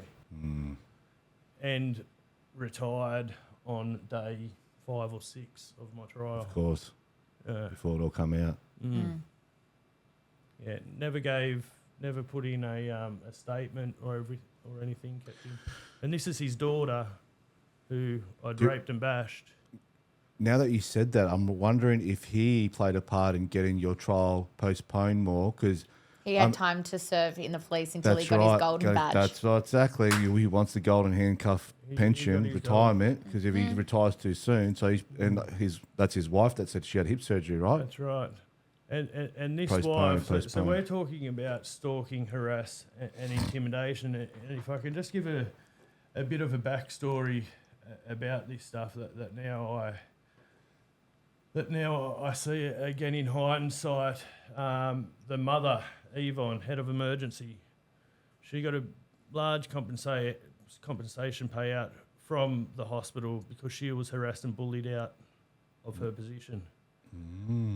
My ex, throughout her apprenticeship, she always used to come home and go, "Oh, Todd, I'll send a card to work by an anonymous person, very strange," or I was followed across the car park, someone was whistling to me.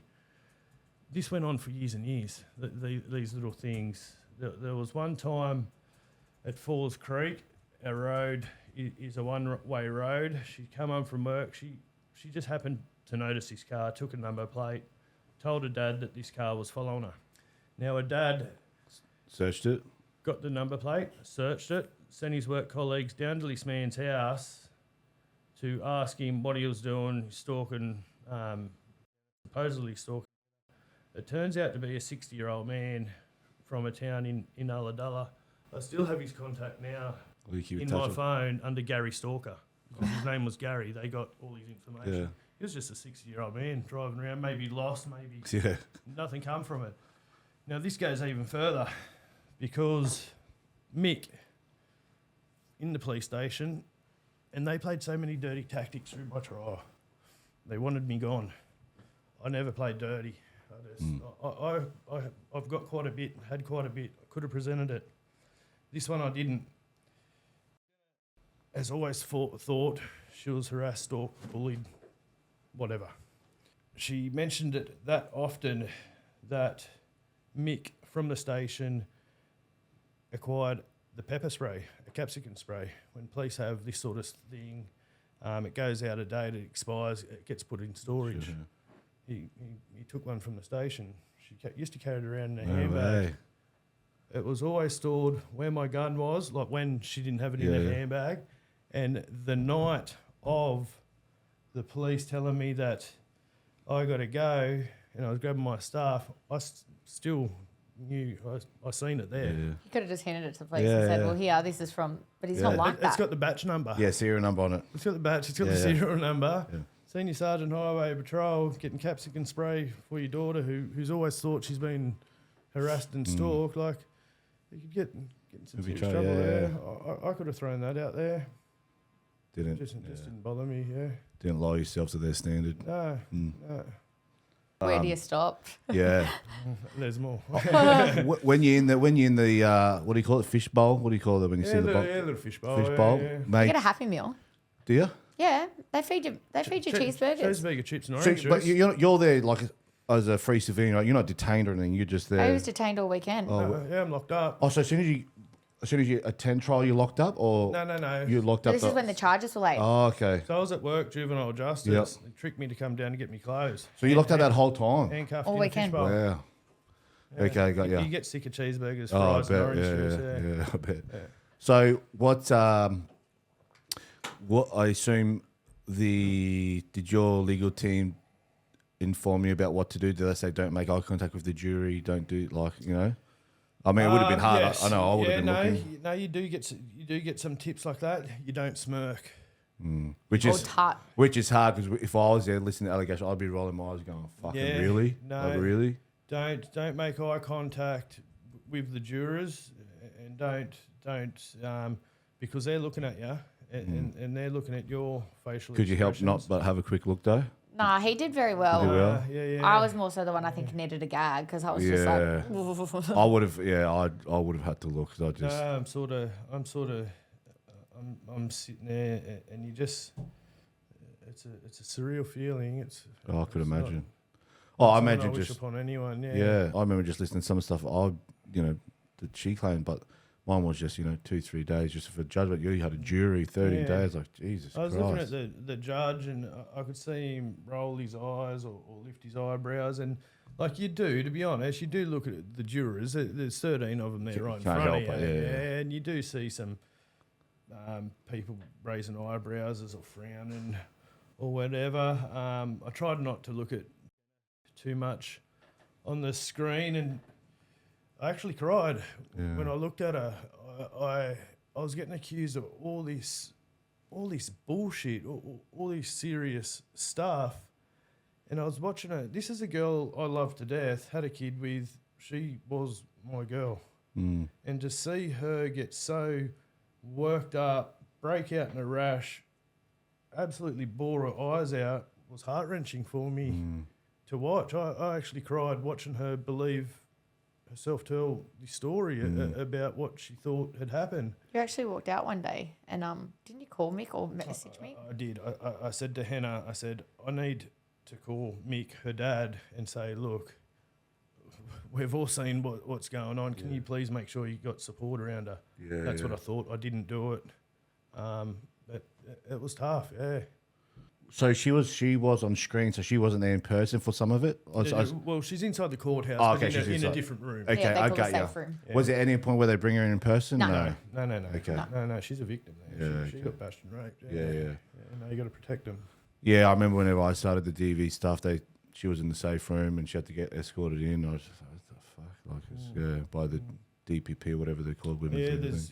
Because of the area we live in, I'm talking to my lawyer. They say, stay in your car. Tell me where to park. Stay in your car. They meet me. Do not look up because we're all going to be. That's what whenever I went to the toilet, my lawyer said I have to come with you. I'm like, what for? Like, because you cross paths, and then I was just like, Jesus Christ. Yeah, but then I'll go to the toilet and the sisters follow you in. Oh, yeah. And you're like, seriously? Yeah. Are we doing this? Yeah.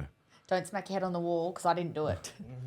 Mate, 13 days. How's your headspace as each day goes on? Got home at 8 if you could, or I make you eat, and then you go straight to bed. Yeah, I could imagine be burning out. You sort of just rolling with it. Yeah. You're numb. Rolling with the punches. You're just rolling with the punches. Yeah, you just got to let it play out. There's nothing you can do about it. You know what I mean? You try your best not to get too caught up in the emotion and worked up about worst case scenario, because worst case scenario for me wasn't looking good at all. In the Jared Hayne case was what, the same time as you? That was when we did. Had he already been given the verdict? No. So 13-day trial. We got the verdict.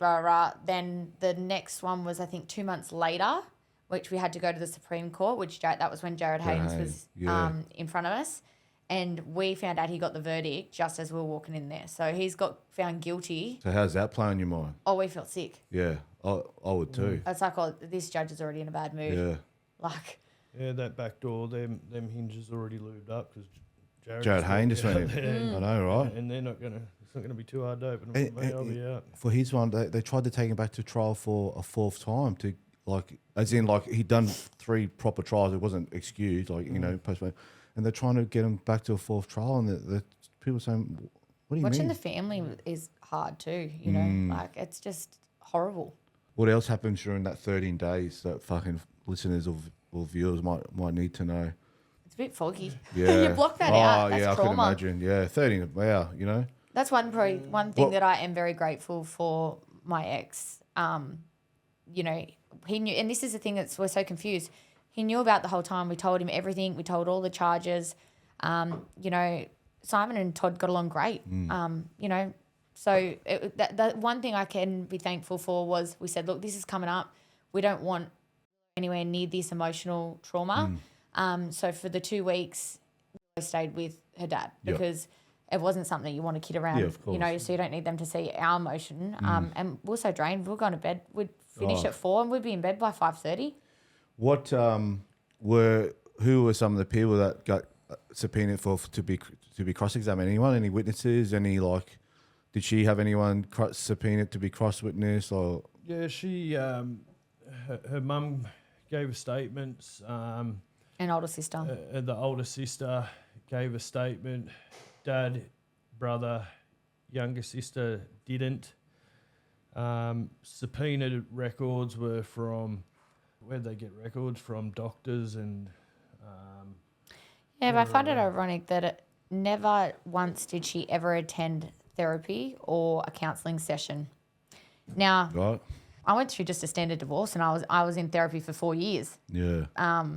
But got the claim, got the $5,000 claim. Yeah, the grant. Yep, got that grant. But yeah, that was one thing I found quite, you know, traumatic. And not only that, which we'll touch on when we get to the family law, I sold my house and got rid of my furniture and my bed and everything from just a divorce. She kept that house. She wanted that house and she still has that same furniture. Yeah, I know, right? Wouldn't you get rid of that? That's right. Wouldn't it be traumatic seeing the memories or the alleged incidents that happened? Yeah. I would have thought so. Yeah. Well, hopefully these are things that the judge and all that take on board, but just don't say out loud. You know, they see it for what it is and, you know, hopefully. So, yeah, then the verdict was... Does the verdict happen at the 13th day or do they need time to write a decision? Well, they tell you it could take up to a week. Yep. So a week, got to hold your breath. But in our circumstances, we're quite lucky. They already made up their mind. We went out to have a smoke I don't smoke, but they went out for a smoko. And we got called back in and we were like, what? And because we're kind of... so you weren't expecting the verdict on this day? They were saying, no, this could take a week. We're bracing ourselves. Oh, yeah, we'll go for lunch or something, whatever. And then they're like, oh, we need to write in now. And we're like, what? So your gut just sinks. You think, oh, shit, am I guilty or something? Yeah, like, oh, they've come to a verdict already. What the hell? So then, yeah. So then one of the jurors is the one that has the envelope, and the envelope goes up to the judge, and he reads out your charges, reads out your sentence, what you could be looking at, and then it starts coming out either guilty, not guilty. Oh, but they read it out as, okay, for this charge you're going to do this many years, and this charge you're going to do this many years. So the way they read it scares the absolutely daylights out of you. So, like, I've already burst into tears. His mum's absolutely beside herself. His sisters are all there. And then they stand up and they just say, okay, on this one, what do you find? And it's like, not guilty. And we're like, oh, and the sigh that you hear, like, it's just like silence, but you just hear the, and then it was not guilty, not guilty, not guilty. And then the judge turned around and goes, and on the final, whatever it is, the rape one, what do we find? And the old guy went not guilty. The whole jurors burst into tears. It was something that if you could have seen it was unbelievable. Wow. And I think for me as a person watching it, it was a form of justice in some aspect, because to go, you know, not only do we know the truth, but these people know it. And the whole town knows it. Yeah, to see that. So it doesn't make it any easier for him. No, that's right. Who paid for her legal team? Oh, the court. Police prosecutors. What are you talking about? Women's Legal Service. Yeah. Yeah, that's my ex uses government-funded pro bono barrister against me. Yeah, they paid for it all. She doesn't pay a cent. And then she gets paid. Actually, she gets paid for the day she has to take off work to go into trial. Of course. Yeah. Did you have to pay when I went to trial? They're like, yeah. So you get your normal court dates, whatever. But for trial, you have to pay for the trial. Yeah, you got to book the room. Book the room. Yeah. What? Yeah, you got to book it. So 13 days would have cost you fuck knows how much. Yeah. So But I paid for my 13 days 3 times, remember? Oh, yeah, that's right. 2 failed ones. Because, for fires out there, I didn't know, like, you got to pay for the trial room. What do you mean you got to pay for the trial room? $420,000. There you go. For that's just criminal. We haven't even started on family court. Yeah. It's just, I'm sorry, but I just can't, you go through that, there has to be compensation. It has to be like... Look, no, DV, they're protected. Yeah, You can lie on a stand and get away with it because under the DV Act, I could walk out here and say someone touched me on the bum and we're in court and, I get $5,000, you get charged and even if you get off. Yeah. It's wrong. It is. I think until there is like a compensation or if you are accused of such things and acquitted, the person that has accused you of them should face some sort of penalty. Absolutely. But until that happens, I don't think anything's ever going to change. Perjury. So that's what it is. You need to bring perjury back in. So perjury, if you've come to court and you've been found guilty of lying, you get sentenced and you get put in prison. I reckon you should have to do the same time that they were going to have to do for whatever charge you put on them. There's a gentleman, he's reached out to me. He's involved in a team trying to get, the bill or amendment or whatever it is across the line for perjury. And because that's it. So imagine if someone goes, oh, you did X, Y, Z, and then they go, oh, sorry, you got caught lying. You've just wasted the court's time, $420,000, blah blah blah blah. You're going away for a year. The next person that goes and goes, oh shit, I better not go do that because the last time that someone lied, they got sent to jail. You got to make an example out of someone. You know, so exactly right. Yeah, I agree. Something's going to have to change. And so, what was their reaction? Was she on the live stream when the sentence got handed down? No, so she just, they turned it off. They offered her, does she want to watch a verdict? She had a choice to watch it or not, and she chose not to. What does that tell you, though? If someone is so confident that this is what happened to me, I got raped, he's going to be found guilty. Yeah. Well, if you don't want to watch it, same as when the judge wrote a decision for my trial, I didn't get told on the final day they had to write a decision, came back. You're supposed to rock up, right? I rocked up. She didn't rock up. You know why she didn't rock up? Because she knew I was going to get thrown out. Yeah. When you want to watch it, if that happened to me, I want to watch them I want to rock up and see that person get in trouble. Yeah, but they don't rock up because they know it didn't happen. I still remember Mick actually walking out after the trial had been all done and whatnot, and he just looked down and just put his head down and walked out. Now, for me, that's just him obviously feeling shame and guilt that it even went ahead. Oh, brother. So then, where to from here? So what? So let's talk about how do you feel walking out of court now? Like, oh, mate, the relief. Yeah, the relief there. Yeah. And the town support was really nice. It's just mixed emotions. You're happy, you're sad, you're relieved. Yeah. You got tears flowing. Yeah, mixed emotions. Yeah, it was good to get that done off the shoulders. Yeah. And then so family court enters at some point. Oh yeah. Yeah. So I was always trying to get access from day dot. Even just a phone call. Just something. Like we said, I did pass him in the street, seen him at football. He seen me. There was a smirk. There was the wave from time to time. But I was unable to have any form of communication or approach him or anything. The criminal stuff had been finalised, and then the family law got into full swing. And anyone that goes through the family law and or criminal, both at the same time, like I unfortunately did, they're totally different jurisdictions, okay? Like the way they gather information and base their opinions, or the whole approach is just totally different. I can give a bit of an example of how that looks. And with all the charges I was up against, the criminal stuff, and found not guilty on. Now, having that been dealt with, I was not guilty of a whole heap of them. Then you come into the family law court, and that still all gets brought into your family law stuff. Yeah, you're trying to get custody of your child. They're going to work out if you're a bad person. Yep. If you can responsibly look after your child. So they hear all this information again. Now that judge, he can, even though you've been acquitted of all them things, he can make a ruling or a finding that that did happen. What? Yeah.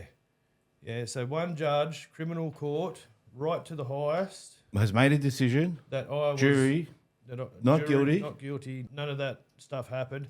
I did get charged, and sorry, I'll go back to the criminal one quickly. I was charged of an intimidation, and I was charged for a choke. Now, the choke was...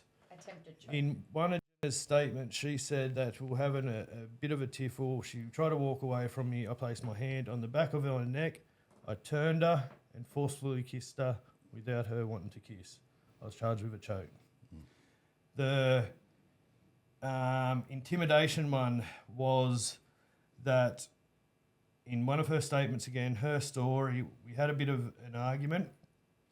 Now, I've got to talk about dates with this one because this still doesn't make sense. Now, she has said to the police that I grabbed the firearm one day that was wrapped in a blanket. She couldn't see the firearm. She just knew because it was in this blanket. I grabbed it. I walked out of the house. I placed it on the front seat of my car. But she couldn't see the firearm. If it was the firearm, she just knew that I had the firearm in that blanket. Couldn't tell if it was pointing down, up. But it was placed on the floor, leaning on the front seat of my car. Now, she says in her statement that we were having this argument. I wanted to start my car, drive away. She was trying to stop me. But that gun was pointing at her. And I got charged with intimidation. Couldn't see where the barrel was. Now, let's put some logic in this. If you're sitting in the driver's seat of your car and someone's outside that window and you've got something the length of a firearm metre, 1.2 long, it's sitting on the floor, leaning on the front seat, it's either pointing at yourself or the back window. It's not pointing straight across you. That's right. And that was my my intimidation charge there. So then going back to what we're talking about, that was the family court stuff. Yep. And the way the judges can overrule what happens in the criminal stuff. So I was acquitted of all other things I mentioned before, except that choke and that firearm. But he could then, in the family, make a ruling that all that stuff I was accused of did happen over that period of time. That just does not make sense. It doesn't make sense. It just shows how stupid the systems are. It doesn't make sense. What's the point of going to trial for 13 days, cross-examine lawyers, barristers, 13-day trial, 13 jurors, only for the family to go, oh, no, no, I can still use it or use it against you. No, it's been in front of a court. It's been in front of a judge. They've made a decision. But this new judge in the family law, he can say, no, that judge, he's wrong, basically. This just shows how shit our courts are. You know what I mean? Like the lawyers say themselves, the family laws are absolute joke. It is. That just does not make anyone that can try and. I'd love for them to come on. Someone please explain to me how that makes sense. You're just showing that you as a judge are showing disrespect to your other court. You are just saying, well, what you're saying is he's incompetent then because you're taking it on board. That judge is incompetent. Like basically, yeah. Like. So in this family law, here I am, got off all that other stuff. Family law, I just want my son. Is there family law court in Nowra? No, Wollongong. So we had to drive up to Wollongong every day. Yeah. How far did that drive? An hour. Yeah. So they're trying to get access to my son in the family law there. Back and forth. All the bullshit again. Keep in mind, it's all about money. And also keep in mind, I was never charged of anything against the child. Yeah. Nothing come up other than saying that I supposedly said if she was going to leave me, I'd burn her and in the car like that Brisbane house fire. That was the only thing ever mentioned about my son. There was no violence, no anything. Here I am wanting to get my son. And to date, I still haven't seen him. Yeah. And can't see him until 16. Until 16. The outcome, and I'm jumping a long way ahead here, but you can rewind me a bit. But my outcome of the family law. Hold on, step back to why you had to come to that conclusion was because when we were in final trial for the family law, I was on the stand getting grilled because she wanted, what was it, spouse maintenance. Spousal because maintenance. He'd just had back surgery again, so he wasn't working, but when he was getting his compensation payment still, she was getting paid maximum child support she has from day one. Now, she was then trying to go my income and said, well, he's not working, but Hannah's successful. And so I got subpoenaed, all of my businesses, my income, everything. And the judge turned around, and this is one thing I still remember, which is nice of him, was he said, Hannah's 10 years younger than you. She's been through a divorce and she's built herself back up. You can do the same. So I'm not even going to look at her figures.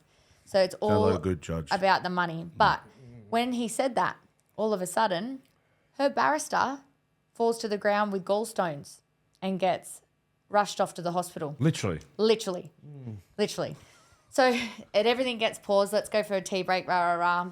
The judge turns around and says, look, my next date's not until next year in April. So that would be this April, just now. So we would have had to wait that whole time, pay a whole nother fee of $189,000 for this family resitting. And at this stage, he was just broken. His son's, you think about it, his son's, 13 at the time. By the time he's 14, they make their own decision anyway. So we came to the conclusion of have everything, sign it over to her. I threw my hands up. Yeah. And all he asked for was, I want to be able to talk. Or she said, you can talk to him when he's 16. All right. So next year he can contact him if he wanted to. And he said, well, all I want to do is write him a letter. And they agreed on it. But because I also asked if I could attend his football games. And she said no. No, can't see, you can't talk to him. You can't go watch his footy games. So just nothing. Because he wouldn't put an apology in the letter to Jenna. The letter's not even about her. It's to the son. Because she didn't approve of the letter, she has now refused to answer the phone from the ICL, refused to answer the phone from solicitors, and disengaged in all of them. So we've had to reapply for a, what's it called? Contravention order, which is still just, it's nothing. They're not going to do anything about it. So my outcome there was, after all that, I was allowed to write a letter to my son to sort of say I'm still here, I love him, I care for him, I haven't just disappeared. Sorry for the heartache I've put you through. I'm not going to talk the impact reports, about everything it too much, but that was my outcome. And now that finished. That was what I was allowed to do, and finished how many months ago? November. This letter to date still hasn't got to. And so why? my lawyers, I've wrote me a letter. She's disengaged from her lawyers. Smart tactic. My lawyers are talking to the ICL, Independent Children's Lawyer, who this is an outcome from the High Court, from the High Family Court. This is what I am allowed to do. They're not executing it. Not executing it. So my letter's just sitting there, and there's no consequences for her. So now, at the moment, in the process, I've got to pay more money to do what they were supposed to do. To get them to do what they're supposed to do. So it's got to get another date. Mentioned back to the court. So the court are aware that she hasn't complied with the court outcome. She gets put on notice and is asked to accept or pick up to take him to the ICL. So the ICL they make sure that the letter's read to him. So it can't just be thrown in the bin. I've already checked that out because I thought that would be the case. So it goes back before the court, pay more money again. So they're just aware that she hasn't complied. She doesn't have to comply again. So then I'll need to pay another $10,000 to book another family law court just to make sure that this letter that she was supposed to comply with, which was the final court outcome, after everything I'd asked for. Then you still got to go to final trial again after that. So it's just, and then it'll be 16. Yeah. What's the point? What's the point? This reminds me of mine. I probably already know, but when I broke, I gave in. I made a deal. I said, I'll give you full parental rights. I'll lift the PACE alert off my daughter's passport. I'll lift the DV off you, and I'll let you relocate back to England. But if I don't get to see my daughter again, you have to sign this financial binding agreement that I won't pay child support again. So Child support. Yeah, I know. So we did. Signed, blah, blah, blah. All done through court. She left the country. Child support waited to leave the country. Then they contacted me and said, no, we don't agree with your financial program. So too late. We already made a deal. My signature, her signature in front of legal representation. Oh, we don't agree. So, well, you're going to bring her back to the country to... No, well, too bad. Now, like, they don't care. They don't... Bettina aunt talks about it. There's the family court, then there's the big brother or the big sister, child support. One father got 22 letters from child support in 1 week. He committed suicide. Yeah, bullshit. They're just and they just harass. They freeze my accounts. They do that. Like, I pay child support all the way up until that date, until I've signed that financial bond agreement, and I refuse to pay. And here they just freeze accounts, serve my work. They take $1,700 out of every fortnight pay. So now for me, the only way I have to do it is I have to go back to family court, reopen it, and they have to go on what grounds. And I show the consent orders, which is separate, to say, well, she's breaching court order. Here's my pay slips of all this child support getting taken out. She's agreed not to take it. She's breaching. Now for her, she's kicking back, laughing, going, well, I'm in England. They're not going to make her refund you. That's right. I've got everything that that I wanted, but the one thing I want to give you, it's backfired. Well, ha ha ha. Suck you. Suck shit. That's what I don't get. Even like, I've always been, you pay for your child, right? Yeah, I'm pro child support. No, but not in my circumstance. Mine's actually laughable. But with Todd, he was on workers' comp, right? Yeah. So he was getting $760, but had to pay $475 a week maximum child support to her because she lied about her income. Now, she on the other foot, my ex lies about his income, and he pays $4.20 a month. Or doesn't even pay it, but that's what he's meant to pay. I don't want your money. That doesn't even pay for a kid's bubble bill these days. I'm paying $600 a week. And so one thing she did was, like a child abuse allegation, right? It doesn't matter if there's anything in it, they're obliged to have to follow it through. Yeah. Now, same as child support. You can make up all these allegations, they're obliged to follow through. So she said that I sold my avocado farm for $20 million, all this crazy stuff, right? $20 million, blah, blah, blah. They're obliged to look into it. Yeah. So they got child support got the ATO to investigate all my bank accounts. Now, any money that I borrowed off mates during that time when I was running it, when I started going to debt, any money they give me a deposit in a bank account, they've classed that as income. So if I've deposited cash in my bank account, all the court money, everything. Income. So they've go, oh, you're on like $300,000 a year. No, I'm not. Yeah, and all based off what she said. And it's I'm flagged to leave the country. A lot of people don't know this. I already know I'm flagged because I used to work for Australia Border Force.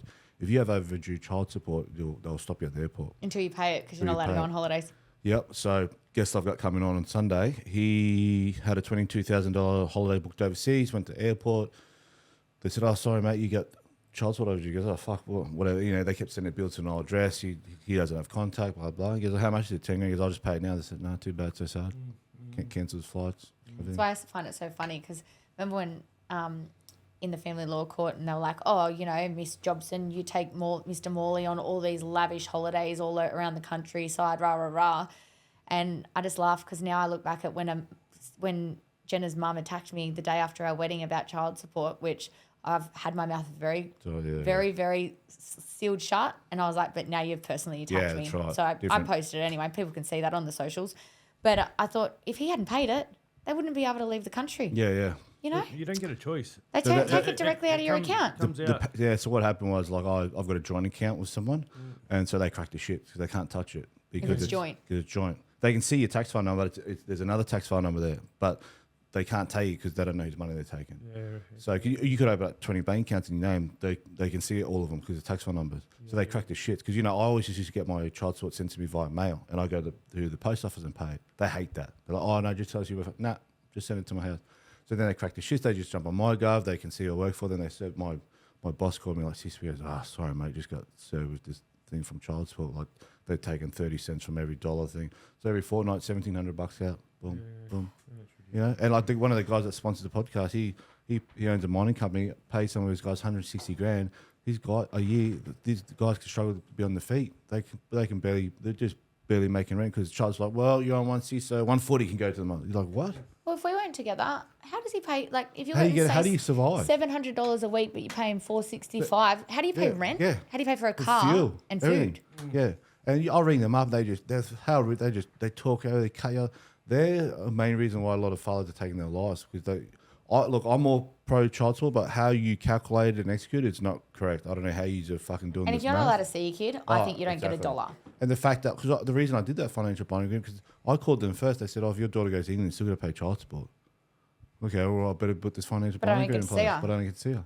Yeah, and she's not even a citizen. I'm all for paying for. Don't get me wrong. Like, I think everything he needs to be supported and whatnot. But if you don't get to even talk to your kid see your kid, I think that's just the worst. And I think if mothers didn't get child support if you didn't get to see the kid, I think things would change to an extent, because they'd be like, if it is about the money, they'd be like, well, hold on, let's just do a phone call. And then they can have a phone call, you get your child support. If you don't get no contact, I don't believe they should get anything. I got an email so she cut comms when she left. I knew that happened. She emailed me on the Boxing Day, and I thought, Boxing Day might be getting Christmas update, but don't know. She knows she's started finding this financial bonding, but she goes, if you want photos of our daughter, you need to pay child support. So give me money, and I'll show you a picture if you don't. And I reminded that's ransom. That is ransom, but they don't care. Child support do not care about what happens in the family. They don't communicate to each other. Yeah. I said, she's breaching consent orders. We don't care. Take your money. Take. What court orders? They don't. Yeah, court orders. They fucking. It's a waste of money. Waste of time. If you're not paying enough, they calculate that. You get a bill, you got to pay it off. But if you're paying too much, which I am now because I just couldn't be bothered changing it, you're not going to get reimbursed for the extra you're paying. No. No, you don't get it back. Yeah, penalty fees. Yeah, that's right. Yeah. Sorry, where were we? So. Yeah, final hearing. That was what happened out of the final hearing. Yeah. Signed over the houses hold houses. on. It gets better. Then she comes back after everything's signed and agreed on. The barrister walks back in. Oh, well, with gallstones? Yeah, with gallstones. So I was about to ask before, do you reckon that was a plan? Do you reckon that? 100%. Yeah, I would have. Gallstones are pretty serious, yeah. They're painful. Yeah, you don't just get up and walk back in. No. But come on, man. And they were even talking, we think your barrister's going to have to give her a lift up to the hospital because the ambulance is going to take too long. I'm like in the corner trying not to lose it in laughter. Yeah. Like I was like, seriously. So and the fact that, because they said the next date would be what, a year later, 12 months? A year later, yeah. Do you reckon that's also, I know they're backlocked in general, do you reckon Wollongong being a smaller city, I think they're just trying to financially exhaust me. Yeah. Which they did. Yeah. And now they're coming. Yeah. So my two houses, owned one outright, only had a small mortgage on the other one. She got both of them. For my son was this letter that still hasn't got to him. Out of my belongings, I was allowed to collect my boat. That was a project over 5 years. Keeping in mind, I was out of the house for 4 years. Quite a big, nice boat. No motor, no nothing. I was doing it up. Some of my tools in the work shed, which were just thrown in my newly painted boat. And a jet ski that I had at the house. Now, I wasn't allowed to go to the house and collect my belongings. I wasn't allowed on the property. She got a 60-odd-year-old father. I don't know who she got to just throw the shit in my boat, but she got her dad to hook up the boat, tow it out the front of the property, leave it there, get the jet ski, tow it out the front of the property, lock the gate, and he sat there until me and my mates drove up the driveway, hooked up the boat. Once you put restrictions in, I wasn't allowed to come and help. 20 years of your life on the front road.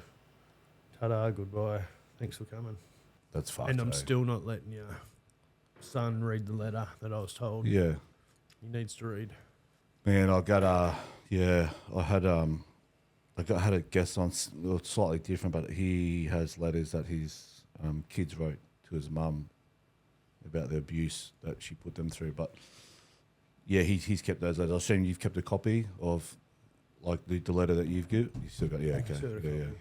And you've kept all the court file and everything. Document. If and when I do get to see, I won't discuss anything at all. There'll be no belittling, downgrading, no trying to justify myself. If you ask questions, I'll answer them. And I'll answer them in a way, like I said before, like I've done with Henna's family or anyone else. You done this, this is said. Here's a paperwork. Read it for yourself. Make your own mind up. Yeah. I can. There's always three sides to a story. There's hers, there's mine, and there's the truth. He's heard a story. Obviously, it's a negative story about myself and who I am and what I've done. I could quite easily turn around and run her to the ground and the family after what I've done for him. Look, I'm not a perfect person, nor will I ever claim to be. There is two things. I think I do well. I respect women. I never disrespect women, and I look after kids. I've got nieces and nephews, and even my cousins, young fellas. When I was staying there, they've just asked me to be their godfather, and I have kids down at my property all the time. Every weekend. They don't want to go home. Yeah. What do we got? 6 or 7 of them every weekend, and they just bunk in and we're have fires and fish. Where we touched on before about these other AVOs after the Bondi bounce, I got one on me, the big brawler. The second one come from Hannah's brother, who, and this is going back a little bit, but it's quite relevant because I'd never been in trouble. I was at the gym one. Hold on, how it started was Melbourne Cup Day. Me and my brother, we're inseparable, and this I think it's been a big eye opener to a lot of the people in Nowra because our family, we'd do sporting events together. We were close. Yep. Long story short, I was building a family home for my parents to retire in. They weren't very wealthy. My brother got a hold of this, wanted the family home, couldn't afford it. So mum and dad behind my back sold it to him for $500,000 cheaper. Now, the reason they were selling their house was so they were debt free. I turned around and said, this isn't what's going to happen because if that's the case, I'm not going to let, you guys still be working at your age and not be, retiring. That you were meant to travel. So they were going to travel, live in the little home and be debt free, have money in the bank. Alex has always been, I say get off mum's tit. He always is just mummy's boy. So anyway, he got sick and we had an argument, hadn't spoke to him for about 12 months and I saw him on Melbourne Cup Day. We were both intoxicated and I was missing him. He was my best friend. So I went up to him to give him a hug and he pushed me and goes, get out of here, punched me in the face. I was hysterical. I left the pub. The police were called. He called the police. They turned up. I said, go and watch the footage. And they said, do you want to press charges on him? Now, our family, we don't press charges. I said, look, no, he's my brother. He's my family. I don't want to press charges. Anyway, Todd got home, saw how upset I was. And then you can say what your story from that. Yeah, so I just heard a story. Yep. And like you said, she'd had a few drinks Melbourne Cup Day. I was at the gym. I just returned home from the gym. Hen was there, a couple of drinks. Wasn't blind, just had a couple of drinks, yeah. I didn't know if she was adding any fruit to a story to make it sound better. So I listened to the story, and then the next day I got up early to go to work. Her brother Alex had a bakery that he got brought for him too, spoon-fed. King On Bakery. He went there. I'd have a coffee before I go to work. I was operating machines at the time. Don't go to his coffee shop, but on this occasion, I wanted to hear his story. 5:30, 6 o'clock in the morning. Doors open. He was in there working. Money with me. Up to the counter. Hey, bro, how are you? Can I have a flat white? He goes, no, I'm not serving you. I said, okay. I said, so what's your story? Like, you and your sister had an altercation and you punched her. I said, what's your story? Like, I've heard hers. And he said, yeah, like, I don't want nothing to do with her. She ruined this, wrecked that, blah, blah, blah. I said, look, I got my money back off the glass counter and I said, look, I've got sisters, okay? I said, while I'm with your sister, I said, do not ever touch her. I said, if you ever touch her again, I said, I'll break every fucking finger in your hand. You'll never bake a pie in your life again. Got me money, walked out. That was it. That afternoon. Called the cops. Yep. Called the cops. Oh, but it gets better. AVO. He got his AVO, but then my brother continued to just be a psychopath. And so the gym that I was at, he signs up to the gym, starts doing the 5 a.m. classes, training directly across from me, calls the cops and says that I'm intimidating him and trying to get an AVO on me now. And I was like, what? To the cops, like, I'm intimidating him? Are you serious? And because our names are flagged, it's like, oh, we're just giving you a warning. So anyway, and then the gym, I left the gym because I said, guys, I can't come here. This is ridiculous. Hence why I have a gym at home now. And then I'd go to the hair salon, right? I'd get my hair washed every Thursday. I'm a routine person. Then he's out there taking photos of my car, calls the cops. Hannah's Park. This is a car park that has it's the only main Nowra car park, right? So his bakery's over there. The car park's over here. Goes out of his way to take photos. Where am I else going to park? Anyway, cops, oh, you're stalking him. I said, you can look at my calendar. I have my own business calendar. So I'm like, look at my calendar. I go to this hairdresser and I have all year. So you tell me. Oh, no, we just got to warn you. I'm like, this is ridiculous. That's why I need to get I'm never going to get a current cop on because they just won't do it. But I'll get an ex cop on. But I want to know what powers police have in regards to, like, I want to get a cop and go, mate, I'm going to give you a scenario like this one. Someone comes in, says they're stalking, their car's parked down at the only car park. What do you do as a cop? Do you go, oh, mate, this is you're taking the piss here? Or do you not have any powers? Are you obliged that you have to follow? Like, explain to me why this is going. Because me as a cop comes in like, mate, catch up. I'm not entertaining this. But they have to act on the information they are told. They have to, yeah. See and what obviously the way we look, like I'm covered in tattoos. Yeah, the cop, I can't be going playing victim. They'll be like, and then they'll look at my brother and go, hold on a minute. Yeah. Like, but it's just wrong. The only thing I think I didn't get the AVO was because I was a female. Yeah. Only thing. So this brother told that story of what we said happened. It's in the fact sheet. It's in my AVO, all the rest of it. But the story he told the family, the big cousins and that, was I was off my head on ice. Drugged off my head, went in there in a rage and fucking all this stuff. So then none of them really spoke to me. They didn't like me because Henna's with another deadbeat because they heard the story about me. And we had this big Christmas Eve and I was a little bit nervous about it. Here I am, never met him. They're going to pull me aside and let's see what happens. So off I go and sure enough, they pulled me aside. I just went, you boys. Yeah, and they read his signed statement and he punched me in the face. The signed statement of the AVO states that he punched me in the face. And he told him that he told him the difference. And I was off my head. There he's there. So anyway, that was now obviously, now he lives down on my property and has his own house and his family are at work. They all hang out. Like, yeah, well. So. The coppers are relaxed a bit with us now. I had another instance there. We were at the Berry pub one night.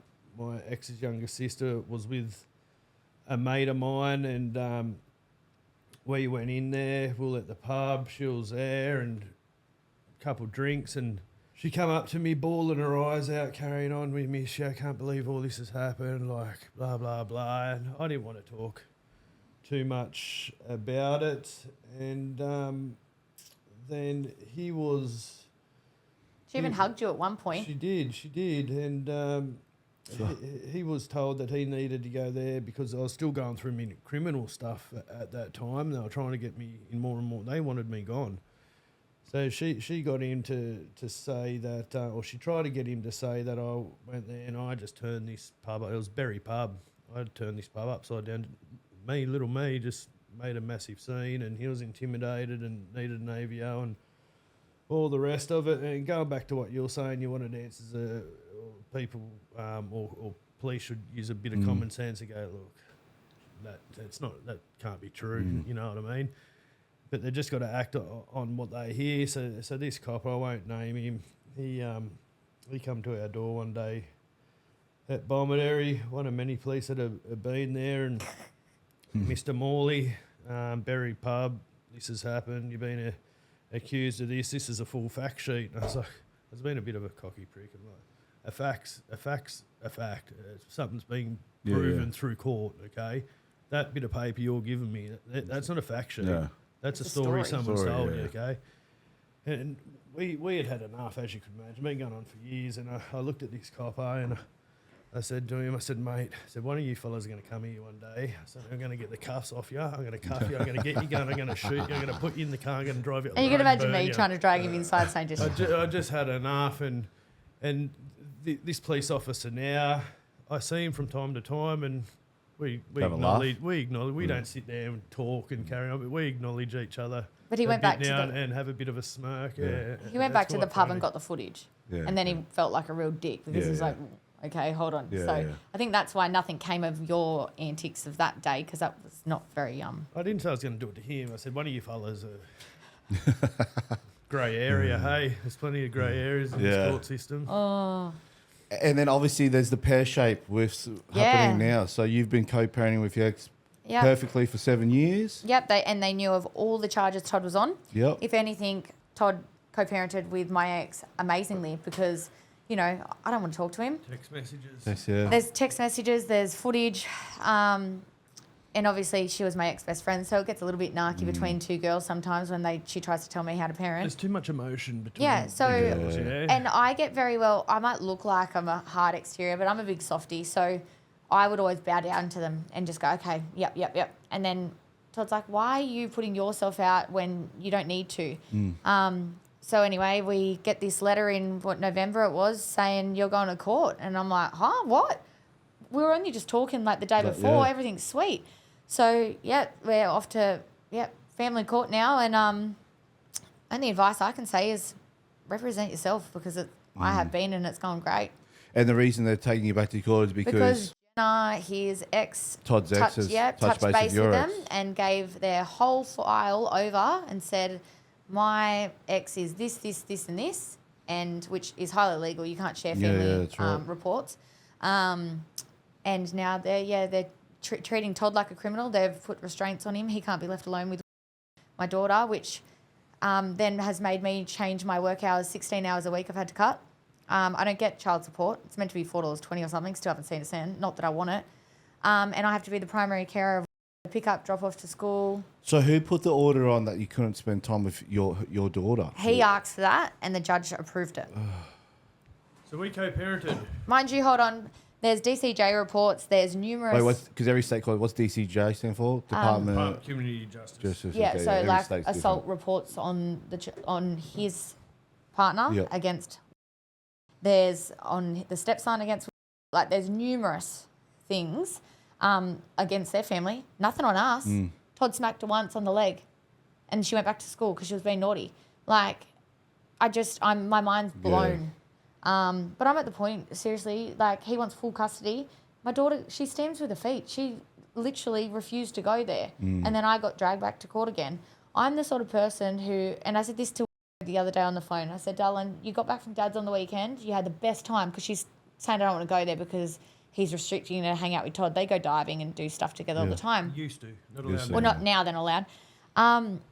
And I just said to her, look, why don't you go live at Dad's for a bit? Look, go live with Dad. Dad wants you full time. Go live there. And she is like adamant she doesn't want to. But I'm like, okay, well, let's meet in the middle. Why don't you try 50-50? I'm begging her to have a relationship with the father. And then every second minute I'm getting these emails from his lawyer saying, you did this, you did that, fabricated crap. And I'm too tired, man. Yeah, it's I'm too tired to, I cannot be bothered. Yeah. That was just the other day in your last interim hearing. I got absolutely flogged because he subpoenaed St George's Basin camera footage and subpoenaed St George's Basin shopping centre. The reason he subpoenaed it is he's put in this condition that I'm not allowed to be with her. Oh, this is a grey area. By myself. This is another grey area. We went through this thing. He wanted this condition. Mind you, when I met the guy through my whole thing and through my whole court stuff until it is just finished, I was everywhere with her. I taught her how to ride a bike. I taught her how to tie her shoelaces. I done a homeschool readers. I packed her lunches. Teach her how to spearfish, everything. He was fine with that. We went on holiday. I was fine. Always allowed around her until my court stuff finished. And now he's trying to get it back. But when you put this condition on myself and Hannah that I'm not allowed to be around at any time, someone's got to be around. They didn't explain to us that it's got to be Hannah. I can't be, so Todd's mum went with them. I'm a kid person, I packed the lunches and I'd go and drop her and our little nephew to school. And you wasn't allowed to be around her. No one said it had to be Hannah or an adult or a toddler or a baby. Yeah. I just had to have a support person. So I had Mum in the car, drop her to school. I'd done that a couple of times, went for a swim at the beach, always had someone with me. The one time I went to the Basin Shopping Centre, Mum in the car, parked in the car park. Mum, clear line of sight. I was right there at the front door, get to the front door, inside the shopping centre, all cameraed. To me, I sort of thought that was okay. They're not alone. Mum, They're in public. Cameraed. We had a readiness hearing or something the other day. No, it was a interim what's the one where you've breached? A breach of DVOs. No. There's a word. where it sends you back to court because you haven't complied. Something to do with non-compliance. Anyway, non-compliance. Yeah. Anyway. And his lawyer gets up there and absolutely flogs me that that's not an essential. I shouldn't be doing that sort of thing. Food shopping for dinner is an essential and that you should not be... Like a father dropping a kid, their child, her child, his child, my child now, off to school or picking her up from school and then taking her shopping to get all the favourite snacks for the week's school. I got criticised for doing that sort of thing. It's not saying she's not dying. She doesn't need to go to hospital. You shouldn't be doing that. What the fuck do you mean? Yeah. Isn't that what a father does? It's fucking crazy. Oh, I mean, it's mental. So now we've got restrictions. 16 hours a week I can't work. I've got to do all that when Todd was, he was a stay-at-home dad because he's amazing at it. So now it's like, well, what do? They're financially trying to drain me. They're trying to shut down my business pretty much because I can't work. And he's really just dividing a wedge between him and his daughter. And I keep saying that to him. I'm like, it's not between us. Like, because he'll message me on the app going, oh, tell Todd to stop texting me. And where's Hannah? I'm like, I'm using an app. I can't spell for shit, right? So I use that ChatGTP. And I'm like, I'm actually using an app that makes me sound smart so you can understand what I'm saying. Because if I text you, you're going to be like, what? What's that say? So I'm just like, whatever, man. Like, I'm not doing this. You're not going to dictate to me. His dad constantly threatens me. Return her to her dad and you'll survive, or I'm going to bury you alive on your property. Like, it's just ridiculous. And Willow's the one that's getting hurt. But before this sort of stuff happened, she wanted to see him. He's always too busy. He has his own motorbike shop. He services motorbikes. He's got his dad and brother there. He says he's screaming out to see his daughter, yet before this sort of stuff happened, and we were co-parenting, I've had my child taken from me. The last thing I ever want to do is keep someone else's child from them. Doesn't even cross my mind. She wanted to see him. Oh, no, something's come up, too busy. Hey, Simon, I picked her up from school this afternoon. Do you want me to drive 35 minutes into your workplace so you can see her? Oh, if you could do that, that'd be great. That's the sort of thing I used to do. So I'd sit out there for an hour while she's in there hanging out with the dad. Like, it blows my mind. Do you think your ex has BPD or anything, borderline personality disorder, or anything like that? Like, no, not sure. The reason I asked that, it sounds like she just come in and obviously just... Narcissist. You manipulated your ex's mind and, like... Yeah, and I think too, like, jealousy is a big thing. They all expected... His ex expected him to just crash and burn because he financially couldn't afford to fight. Then he's met me and we've fought it. He didn't get locked up. And then my ex expected me to, find a dero and not be successful. Well, if anything, my business is successful and I just keep going. Yeah. So when they sit back in their miserable lives, like to the point my daughter used to say that they'd sit there and watch my Instagram on a weekend and comment, like, I'm sorry, but if he was sitting there watching his ex's Instagram on a weekend, I'd be like, catch her. Like, that's actually embarrassing. Move on with life. Some people don't want to move on, right? But I don't get it. He cheated and left me. Yeah. She put all the charges. Oh, what about when Mick said, oh, you got to understand, that's the last nail in the coffin when yous got married, it hurt her. What do you mean? That's what my ex-father-in-law said. I think I know why Simon's so hard up and so cut and got so much spite. Like, I look at his wife, who he's got now, she's an absolute fucking pog. I look at her, who was his wife, she's smoking hot, and I've got his daughter, who absolutely adores me. So I've got his ex-wife who's banging, I've got his daughter. So, but look, he's safe now because I won't be touching his current girl. He can have her. Oh, stop it. I've got two, that's enough. I'm glad this isn't live. Real quick, before I forget, we talked before, and I didn't even know about the Kennan Act. Oh, yeah. Yeah, so I'll quickly give the definition. So this is in the family law, right? So the Kennan, Kennon, the Kennan Act. In the context of Australian family law, a Kennan argument refers to a claim that family violence made a party's contributions to the marriage or relationship significantly more arduous, potentially leading to an adjustment in their property settlement. Now, this is the first I've heard of it. I know nothing about it, but this was brought up or used against you. Is that right? Yeah, we found out throughout my trial that this was what my ex was going for, yes. She would be trying to use this to claim more of the property pool? Is that how it works? Yeah, that's correct. And if you can jump in if I don't explain it right, but my understanding of it is if she could have proved that over a long period of our relationship, because we were together from 16 to say 36, if she could prove that over a long period that she was unable to contribute as she normally would because of domestic violence, that she could go for this a Canon adjustment or Canon Act, which would give her something like, no questions asked, 82% of your property pool. Mm. Now, the reason I believe that all of this has come about, the charges and the fabrication and everything, is because when Todd broke his back, he got a payout. Now, when you get a payout that makes you partially or fully impaired, that payment of that amount can't be touched unless you can prove that you have had domestic violence. Here we go. Now, this is how all of this is, I believe, has come about, because it kept on coming up. Now, there was no domestic violence for years and years until you had a spiteful, ex-partner fabricating these stories to try and get as much money as possible. So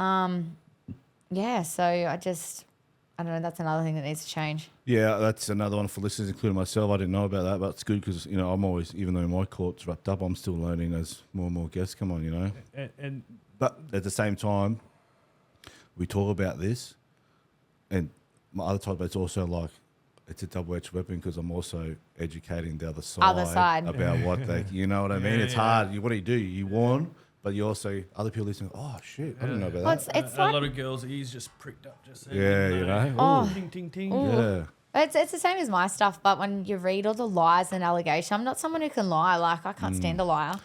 But when they twist a story that's happened to me that they've done, they twist it and say, I've done it. Yeah. And I'm like, it doesn't make sense. No, it doesn't. And I think you mentioned before your ex cried when she was being cross-examined or in court. As she went first, and I remember the jug of water was next to the microphone, and all you could hear was a do-do-do. And like my barrister said, just don't worry, lies will never remember lies. And she was in there for five hours, and she had to take 3 breaks. For me, I was in there for 2 hours, and because I don't need to remember I didn't lie, I just got in there straight away. And they had to take 2 breaks. I didn't take a break because they didn't know where they were going with the questioning. So it's just it's funny you say that because throughout this I had to remember I had to sort of give a understanding of our relationship, how we met, what had happened, and especially time framing of from when Jenna and I started having problems. And this was one statement, wasn't it? Your statement wasn't even a page long. A statement, and it was just my story. Yeah. And that story went from that court sitting to that court sitting, never changed. And before we come here, because it's been some time since it's all finished, and I've just wanted to forget about it. So last night, because anyone that knows me, I don't talk. I hate talking. Very personal, very quiet. And Hannah hates what I do, and it has helped me. I just take notes. Yep. So last night, we were sitting in our motel after our drive. And you don't want to have an argument with him. I was shitting myself. Oh, fuck, I got to remember. I had to tell my story. Yeah. So I just started writing things, and I said to Hannah, just read that. And she pissed herself laughing and goes, do you know what you've just written there is exactly what you wrote? What you said on the stand 4.5 years ago. Yeah. Right. It's just the same. Word for you word. said, you can't remember a lie. It's your unfortunate nightmare that you relive every day, so it's always in your head. It's actually the PTSD from it is insane. Yeah. Like, I vomit now. And I asked Todd, as soon as I get an email from even his lawyer, every time I'll walk in and I'll just throw up. Yep. Or like, my clients know me so well, and I just appreciate them so much. Like, I've got thousands of them. And throughout Todd's, when they first found out I was dating Todd, small town, what are you doing? I said, you know what? You'll hear 2 sides. Yeah. By the end of it, I think she probably lost half her bloody hair clients because she's a hairdresser, I'm a beauty therapist. Yeah. But they've just, they've supported me, but they know they can walk in and I'm the most bubbly, helpful, happy chick. But if they walk in and they see my face, they're like, oh, you didn't get an email. Yeah. So now our rule of thumb is don't open an email until you get home of an afternoon because it affects your business. I know. Textbook play from the other side was 4:59 on a Friday arvo. Oh, Friday afternoon Friday emails. after email, and then 70-page affidavit. Yeah. And then here goes my weekend, and I just and like most of my guests that come on, I'm sure when you're driving here, other guests, they nearly turn around, they want to come on because they've either had to, and I was the same when I did my episode, and I didn't even open half the affidavits. I've had to backtrack some of the shit that she said, alligator, and I couldn't open half because it just makes me sick. Oh, it makes me. I'm not reading this shit. I'm sorry. So the other thing you need to watch. Done it all for me. Yeah. The other thing you really need to watch is if you are self-representing, because this is what got me, was when you go onto the court portal and you can download the PDF for your affidavit. So that's all sweet. Yep, do it. If you do the wrong format or the wrong text, they won't accept it. They won't accept it, right? So, and I've learnt in the days, don't lodge your affidavit until the final hour that it's due, so they can't respond, because then you're going to be writing a whole nother one. So anyway, I've gone to do that. They've responded, nah, we don't like the font it's in. What? But you have to have it signed by a JP on every single page. So then it's like, okay, I've got literally 15 minutes. Not going to happen.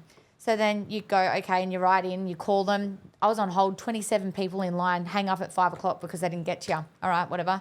Then on the Monday, special circumstances, you can re-upload it. Went to do it. They didn't like it again. They lock you out for 38 hours. So this is the thing that they do, these tactics to stop you from being able to represent yourself. The way around it is any court, family law court, you can go there. They have registered people on the counter at all times, so that they have to be able to help you no matter what. No matter who you are. If you're self-representing, you say, I need to file this. Can you please help me? And that's the only way around getting it lodged. Isn't that? They're just slimy, aren't they? It infuriates me. Yeah. I'm just like, Imagine how many, imagine how much money people would save self-representing, but imagine how many law firms would be. I got warned by an I know him. He said, bro, like, don't touch the DV topic. I said, why? Because it's a cash cow.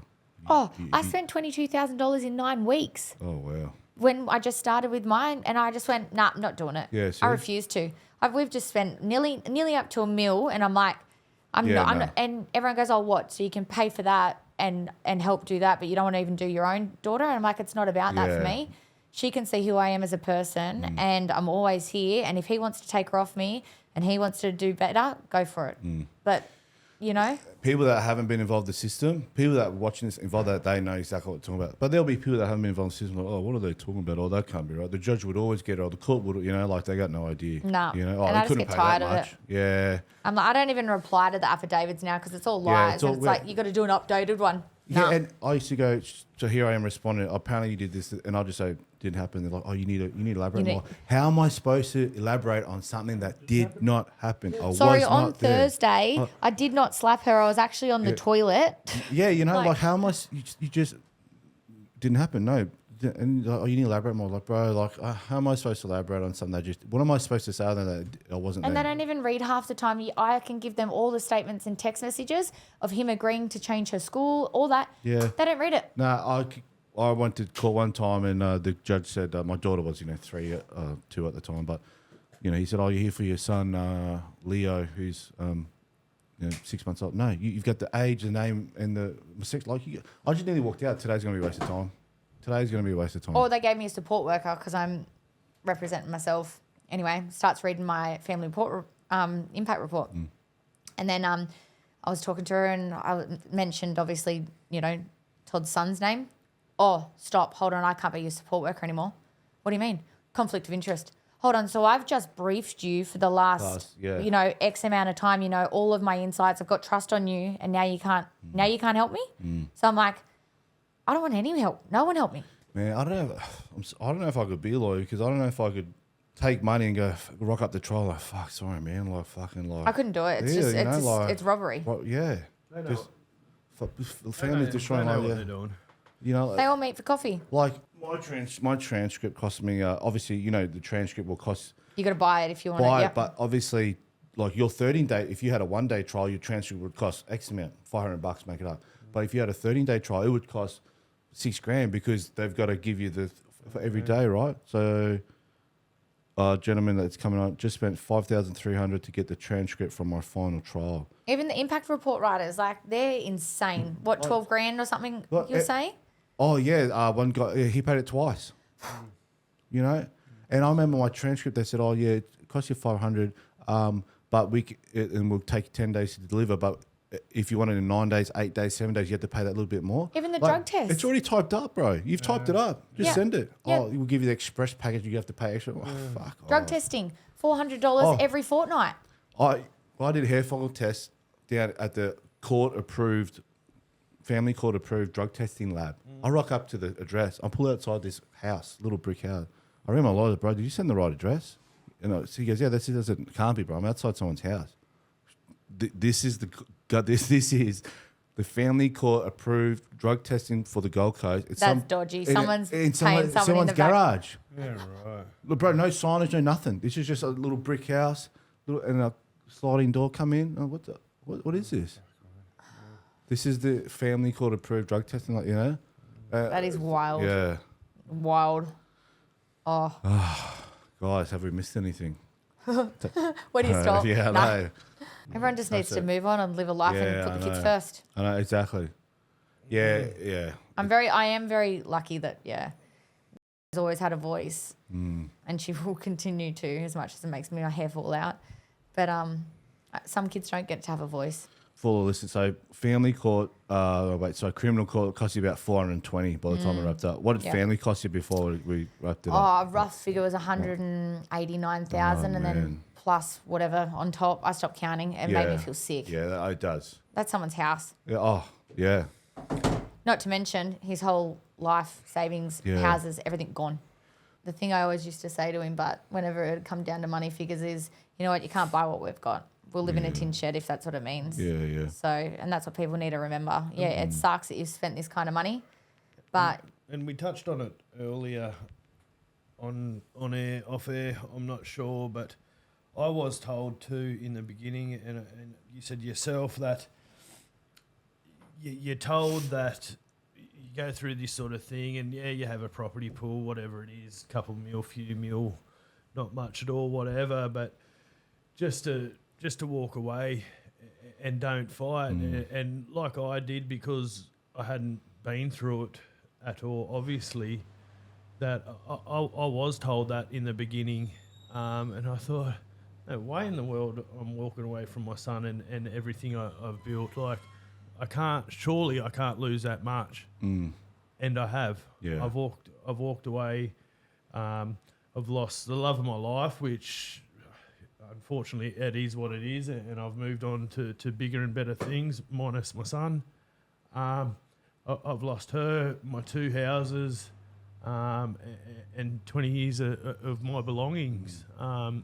Basically, everything I've worked to get has been taken away from me, and it's in the lawyer's pockets. Yeah.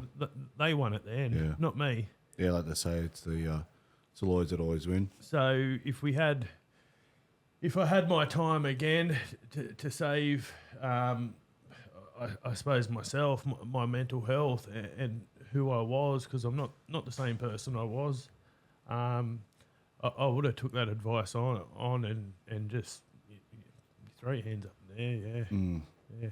Don't put yourself through the stress. Yeah, man. I remember clear as day who said it to me who I was, and they said, this was before I entered family court, they said, don't waste your time, bro.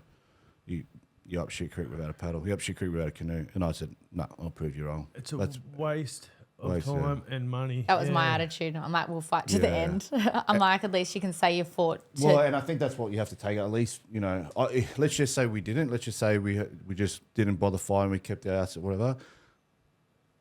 The downside is we would have been umming and ahhing for the rest of our life, going, you know, what if I did fight? What if I did? But what if, and unless you can be as corrupt or more corrupt than some of these people we're talking about, because we all know money speaks, and unless you're got quite a bit behind you and you can pull a few strings and silence people, maybe then you might come out in front and get what you're entitled to. But if you're not that person, you're walking away with nothing. Yeah.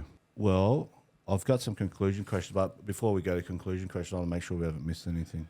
From two different sides, I think. If you've got some form of communication with your child, they'll remember it all. So don't fight to the end if you do have some form of communication because you're never going to win. That's coming from my side, obviously. You know, I get to talk to my daughter. She still sees her dad. But when you've got someone who has been fully disconnected from their kid, the way I saw it was fight till the end so you can always say you never gave up. Yeah. So there's the two different opinions, I guess. And I guess the benefit now is in today's technology, I can do a podcast where we can, leave messages, time and date stamped. Whereas, generation before probably didn't have that platform, so they were left to find their child at old age and just try and tell them the story like that. So, and to with the system and how it works and the court outcomes and these people that make a decision on your life, your child's life, your wife, whoever, they're only acting on the here and now. There's no build up. There's no big background picture. I've got albums of my relationship from when he was born. He was a troubled sleeper. Jenna and I went to sleep clinics together, Tresillian. We were so family orientated. Albums of fishing. I was teaching him how to spear fish, shuck abalone, tie fishing nights, bloody kick a footy, setting up goal post. They don't want to see any of that relationship. They don't care. No, they don't. That you actually have. And what they do is, unfortunately, they just act on what you're accused of. Yeah, that's right. I'm being told, the judge, that you're this type of person. I've got to make a decision whether you're lying or she's lying, and I've got to tell you whether you can see your son or not. And that's what I faced. They didn't want to know what type of person I was. They just heard I was a certain type of person and go, mate, you can't look after your child. Yeah. He's been torn away from me. Yet I was working in a job with troubled kids, with people that spoke quite highly about what I'd done, and I've always said to them, it's not so much what I'd done, it's more so what I didn't do.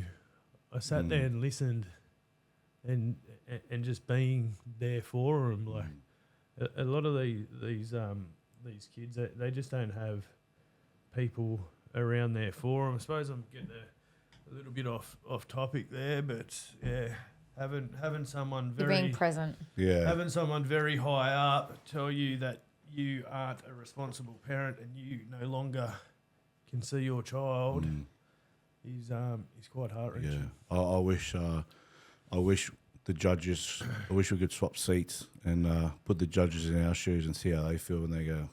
Sorry, mate, come back in 5-6 months. In the meantime, can't see. I'd love to see how they parent, see how long actually. they last. Yeah, see how long they last. Yeah. All right. Well, I'll ask the same conclusion questions that I asked all my guests.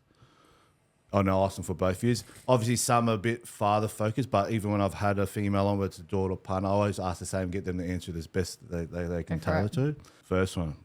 Any advice for fathers, knowing what you know now, would you have changed anything during the process? Myself, yeah, knowing what I know now, it's going to be hard for a lot of people to understand unless they go through it themselves. But just don't go to the end. Don't waste your time, your money, your mental health, the stress, all the rest of it, fighting for what you're going to be told are false promises. You're going to be given hope along the way by these lawyers and barrister. You keep doing this, you're going to get this. That's what they're telling you. But then they're talking amongst themselves and they're just taking money off you. If I threw my hands up in the beginning, I would have been no worse off financially, no worse off with not seeing my son, because I still haven't seen my son to date. But I would have had, my mental health would have been a bit better. Yeah. So just don't do it or self-represent. Yeah. Have a crack. Do it yourself. Well said. What about you? Any advice? Here we go. Yeah, look, don't waste your time. Don't waste your money.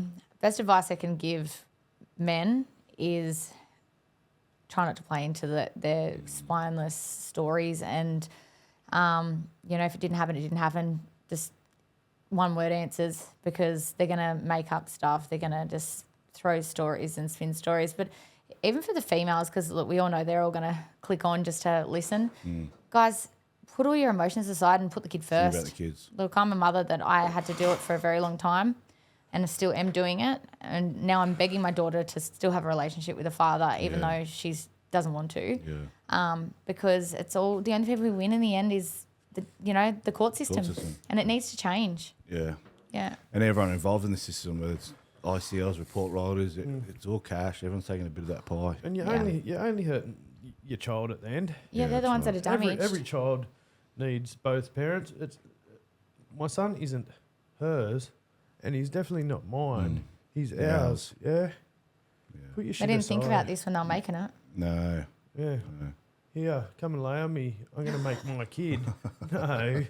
It's a team effort. Maybe they need to sign a document that says 50-50 from day one. Well, there's some countries out there, Germany's one that's automatic. I'm sure there's automatic 50-50. Isn't it in America, if you cheat or you deceit or something, it goes directly to the person who doesn't do wrong? I'd heard something like I'll that. have to look that up. Yeah, look that one up. Say it again, sorry. That if you're deceitful in America, I'm pretty sure there was something that came up that you walk away with nothing. Might be one of Trump's new things he's going to bring in. I'll look that one up. All right, second question. How do we change the system? I know, right? How do we change the system? Because this year marks 50 years, the Family Act, 1975. So it's been going on far too long. Politicians like Jackie Lamb been pulling hands. They've been talking for a long time, but no one wants to touch it. No one wants to bring it up. Like, honestly, look, it's definitely worth a shot. Is it going to change? Like, you look at some of these people, your Pauline Hanson and your Jackie Lambie, they got loud voices. They're just getting squished. Yeah, I know. Yeah, you have a relationship, you build a family, you acquire things, you have children. They're yours. That's what you build up with. That's your family. Okay.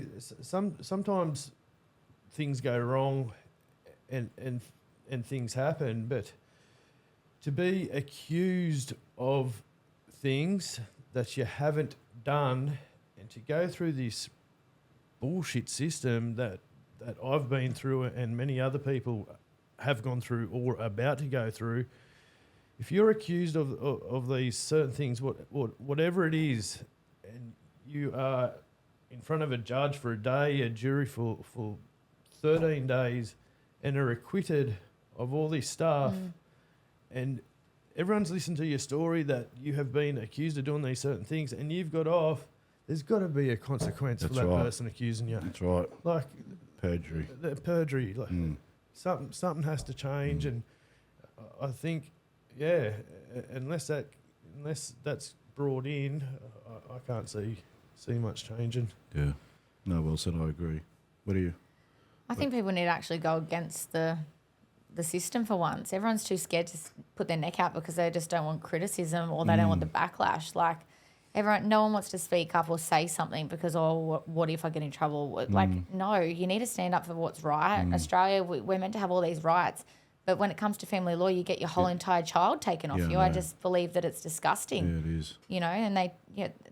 And they talk about stolen generation. Well, I'm sorry, you're still doing that to everyone. Yeah. That's how another guest answered it, actually, yeah. Yeah, it's wrong. I hadn't said, stand up for what's right, and that's some of the shit I've faced and why I've got some of these AVO, because if something's not right, I'll say it's not right, and people go, oh, you're a psycho, you're intimidating. And I'm not psyching or intimidating or anything like that. I'm just standing up for what's right. What you've said's wrong, and you need to be told it's wrong. All right, third question, funny one. You're on death row. The guard asks you what you want for your final meal, drink, and dessert. Last one. Last Definitely time on not a Earth. Happy Meal. You've had too many of them. You're on death row. Last meal, last drink, and dessert. Meal. You thinking home cooked meal? You thinking takeaway? I'm just wondering if your partner's allowed in at the time. Because I could tell you what I'd want for breakfast, lunch and dinner. Actually, I know the guest answered something similar to that. Oh, that's a good one. No, you're dirty. I was actually going to ask her to bring me in like a nice bit of seafood. You seafood, are you? Yeah, lovely seafood. Yeah. What type of seafood? I'm allergic to seafood. Oh, what? We can't be friends. We cooking lobster, crab, abalone, something like that. We do the cook and dive, don't we? Every Sunday. What about? Either surf or turf. Yeah, okay. Yeah, seafood or steak, yeah. And what about it? What are you washing it down with for dessert? What do I have for dessert? Scotch on the rocks. Yes. You don't have a sweet tooth? No, not really. Really? No, not much of an ice cream cake. No, cookie man. No. That's weird. I haven't had that one before. Yeah, no. Like she's right, a Scotch on the rocks, cheese and bickies or something. Yeah, right. Yeah, plain simple, eh? What about yourself? Yeah, I'm a seafood freak. Yeah, but I'd have to ask him if we could go and collect it ourselves first. Like, could I go dive and get it? Because we're full seafood freaks, but I hate going to a restaurant and being served dirty seafood. I just can't do it. Don't like it. Yeah, nah. What about dessert? Cocktails for days. Yeah. I like a good drink. Yeah, okay. Yeah. Or some pickles, Subway pickles. Oh no, you don't eat the big ones in the Dr. Pickle. Pickles and olives. I'm weird. Cheese, bickies and pickles. Yeah. You don't drink the juice, do you? No, that's too far. That's a bit too much. Only at half time when you have a cramp. If I run out of mixes to my cocktail. All right, fourth one. Now this is my second episode introduced this question. If you were in a room with every single person you'd met or interacted with on this journey, who was the first person you'd be drawn to and why? Okay. Yeah, it's a deep one, that one. That is a very hard one to answer, because you could go relationship wise like Hannah, like without her I'd be screwed. But then you talk about like people like the lawyers going above and beyond, and Caitlin Dramble should have to be up there. Yeah, okay. Up there for me. The lawyer from Wollongong I had to fight for me through the criminal stuff is, she's up there. Yeah, well, and yourself? Yeah, you stole the words right out of my mouth. Okay. Caitlin was amazing. Yeah. Really supportive, not just a lawyer, but friend. Even and an emotional support too, to reassure us. There'd be days where he'd take off and because he just couldn't cope, not like being a psycho, he just needed time to himself because he shuts down. Yeah. And I'd be like, oh my God, I can't call his mum. I can't call, and I'd call Caitlin and she'd just reassure me that, this is normal, this is what they do. He'll be back, don't worry. She was amazing through all of it. Well said. 2 more to go. What strategies or tips helped during the process that you could recommend to listeners? Like for me, I have to keep busy mentally and physically. I have addictive personality, so I just had to train or work. Everyone's different. 100%. Some tips. One of them that comes to mind, what you said is correct. Yeah, I kept myself quite busy, whether it's fish and dive and surf, and just taking off and going to the ocean was for me. Try to keep myself as fit as possible. The gym was a big one, and I'd go so well in the gym and eat and train, and then you go through your court stuff again, and the stress, I'd put on weight like that. Yeah. And then you get this court stuff come through, emails, you just stop eating, just stuff goes to shit, and you're walking around looking like a bloody skeleton. So keeping busy is definitely one of them, and the other one that come to mind for me, and Hannah hated it when I done it, I always prepared myself for the worst case outcome. I'm the same like that. Because your life. She goes, don't throw it out in the universe. You're so negative, blah, blah. But when you're going up against something that is so serious, when you've done nothing wrong, you've got to prepare yourself for it. Because if it does come, it's not so much of a shock.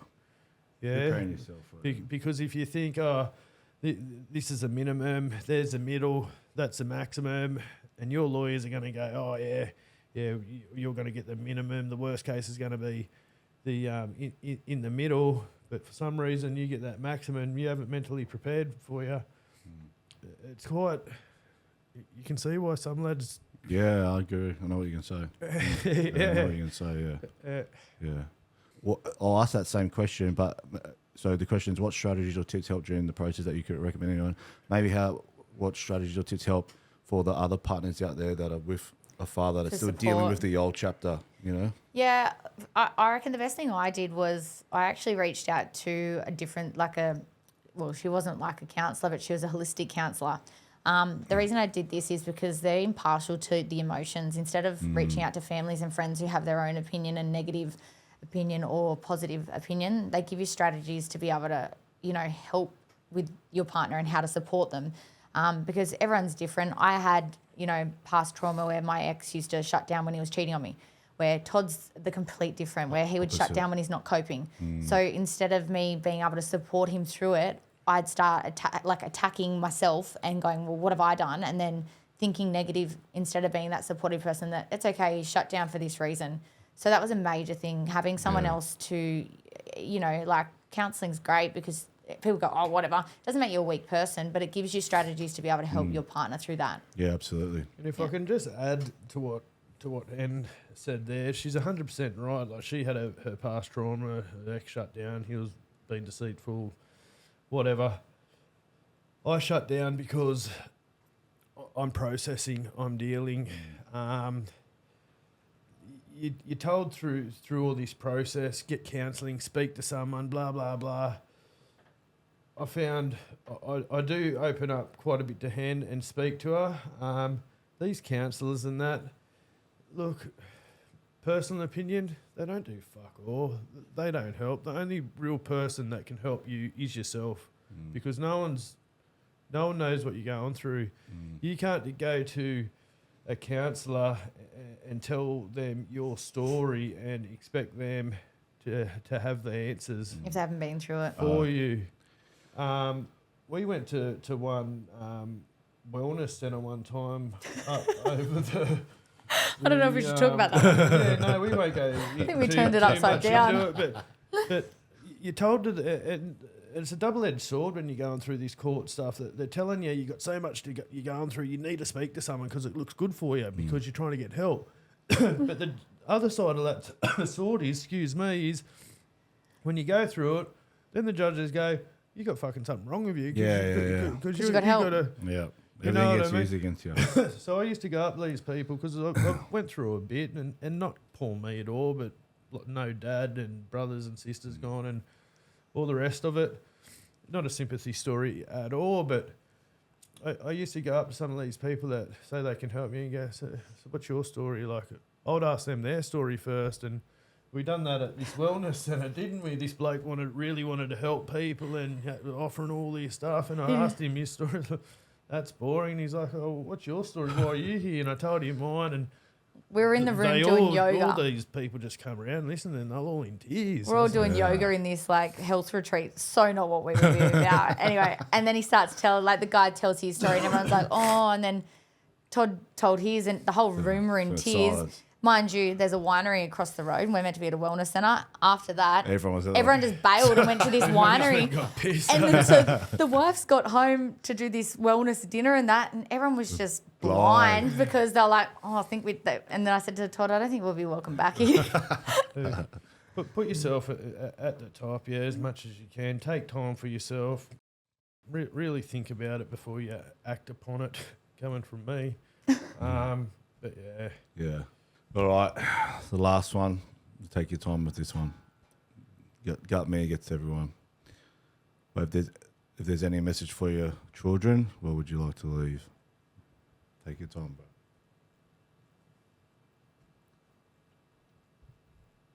Yeah. Take as long as you need, man. Don't rush it. Don't even know where you're at. Come on. You can do it. I've never been able to do it. You go through this, you block it out.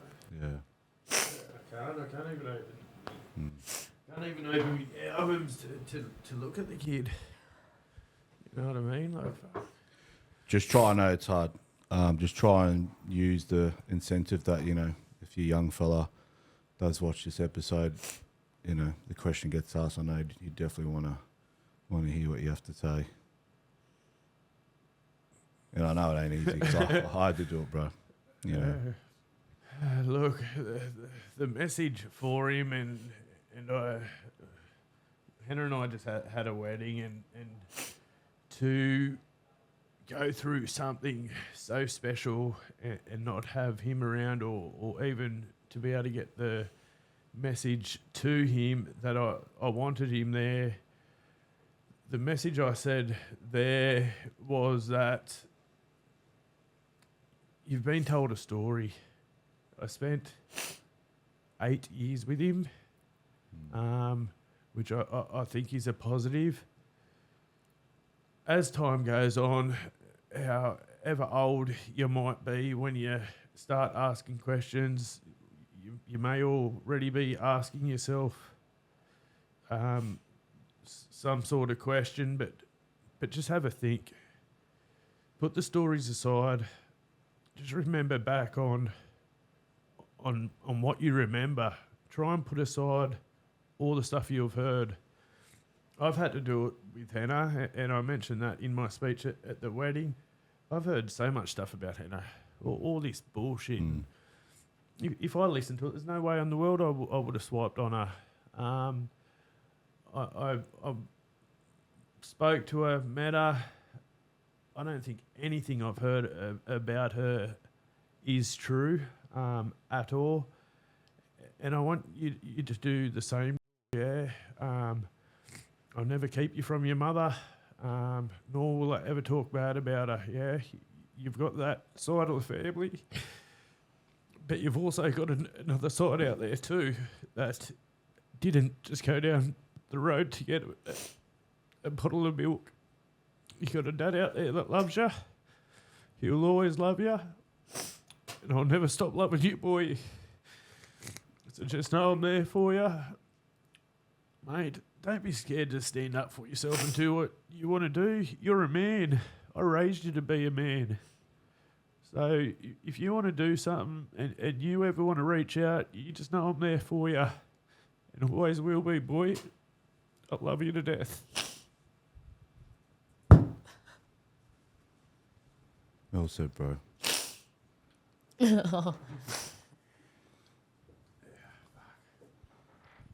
And just know that there's a letter out there, even if he doesn't get it, you've got it there ready for him.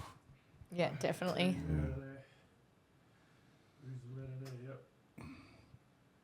Yeah. Good work, mate. I know it's hard. Hannah, your message. Always ask the same. Oh, message.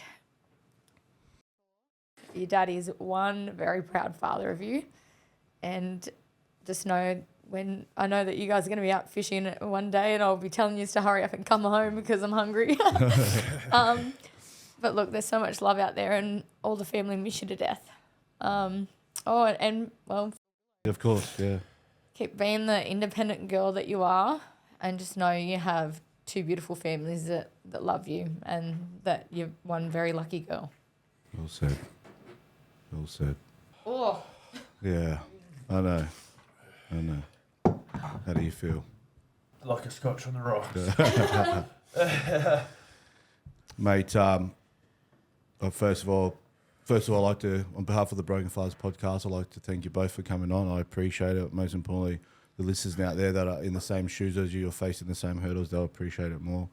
Thank you for being open and vulnerable. And I have no doubt that a young fella will see this, you know, and be thankful for you telling your story and being open to answering that question. I know it's not easy, but I have to put that question in there. I'll never ask a question to my guests that I won't answer, and these are the questions that I've answered on my one. Yeah, I'd like to thank you both for coming on, and I hope that I wish you nothing but positive energy and fortune moving forward, but I also hope that coming on and telling your story, as painful as it is a step moving forward to a weight off the shoulders and somewhat closure on the chapter that it never will be closed. You understand what I'm trying to say? I know that part of the healing process. Part of the healing process, and I know what it's like. The best way I try and explain to people is, you know, imagine having a headache or a migraine in your head, and you can take medication, it comes and goes. But imagine having that migraine or headache in your heart 24/7. Doesn't matter what you take, it's always going to be there. The ache's always going to be there. So unless you've been through the process, you can't try and explain it to someone. But I hope that opening up on the podcast is, a bit of closure for you to move forward in life. In saying that, I'm not saying you're leaving your son behind, but you understand what I'm trying to say. But again, mate, I appreciate you coming on. I know you're nervous, but I wasn't nervous. I was shitting bricks. No, we thank you. It was a big drive, but Hannah's just frothing your stories and what you talk about and going through it and ourselves and like we said, we're just loving what you do. No, thanks, mate. What appreciate you do. Yeah, we take a hat off to you. Hopefully, our story may make some sort of difference. It will. And support what you're trying to do. I know it will. Yeah. Good luck to anyone that's going through this bullshit because it's not needs easy. Changing. No, appreciate you guys coming on, guys. Legend. If I don't know if you're big on social, if some guests do have social media platforms in case they want to reach out, some don't, but I always offer it in case people want to reach out. Some people are private, some people close, don't feel obliged. If they need to reach out, Todd doesn't do socials, hates socials. Nothing. I was going to ask that question, and I was going to say, like, to any of your listeners, upcoming or previous, if they did want to reach out, if we can help in any way, shape or form, more than happy to. And reach out to Hannah Morley on Instagram or Facebook. And I can pass on Todd's mobile number, and I'm sure he'll be happy to have a chat. Yeah, if you want to try and be one of them trolls and be negative and bring negativity, don't waste your time, guys. This is coming from a good place, and we're just trying to help people, not bring people down. Yeah, absolutely. So keep your negativity stuff to yourself. Don't even bother. Yeah. Want help? Reach out by all means. Like Hannah said, reach out to where Hannah Morley on Instagram or Facebook, or Hannah's Beauty Clinic Nowra. There's a number on there. So perfect. I think you guys will sleep like a baby tonight. Hope so. All right, guys. So thanks for coming on. We'll wrap it up there. Thanks so much, mate. All good. Good man.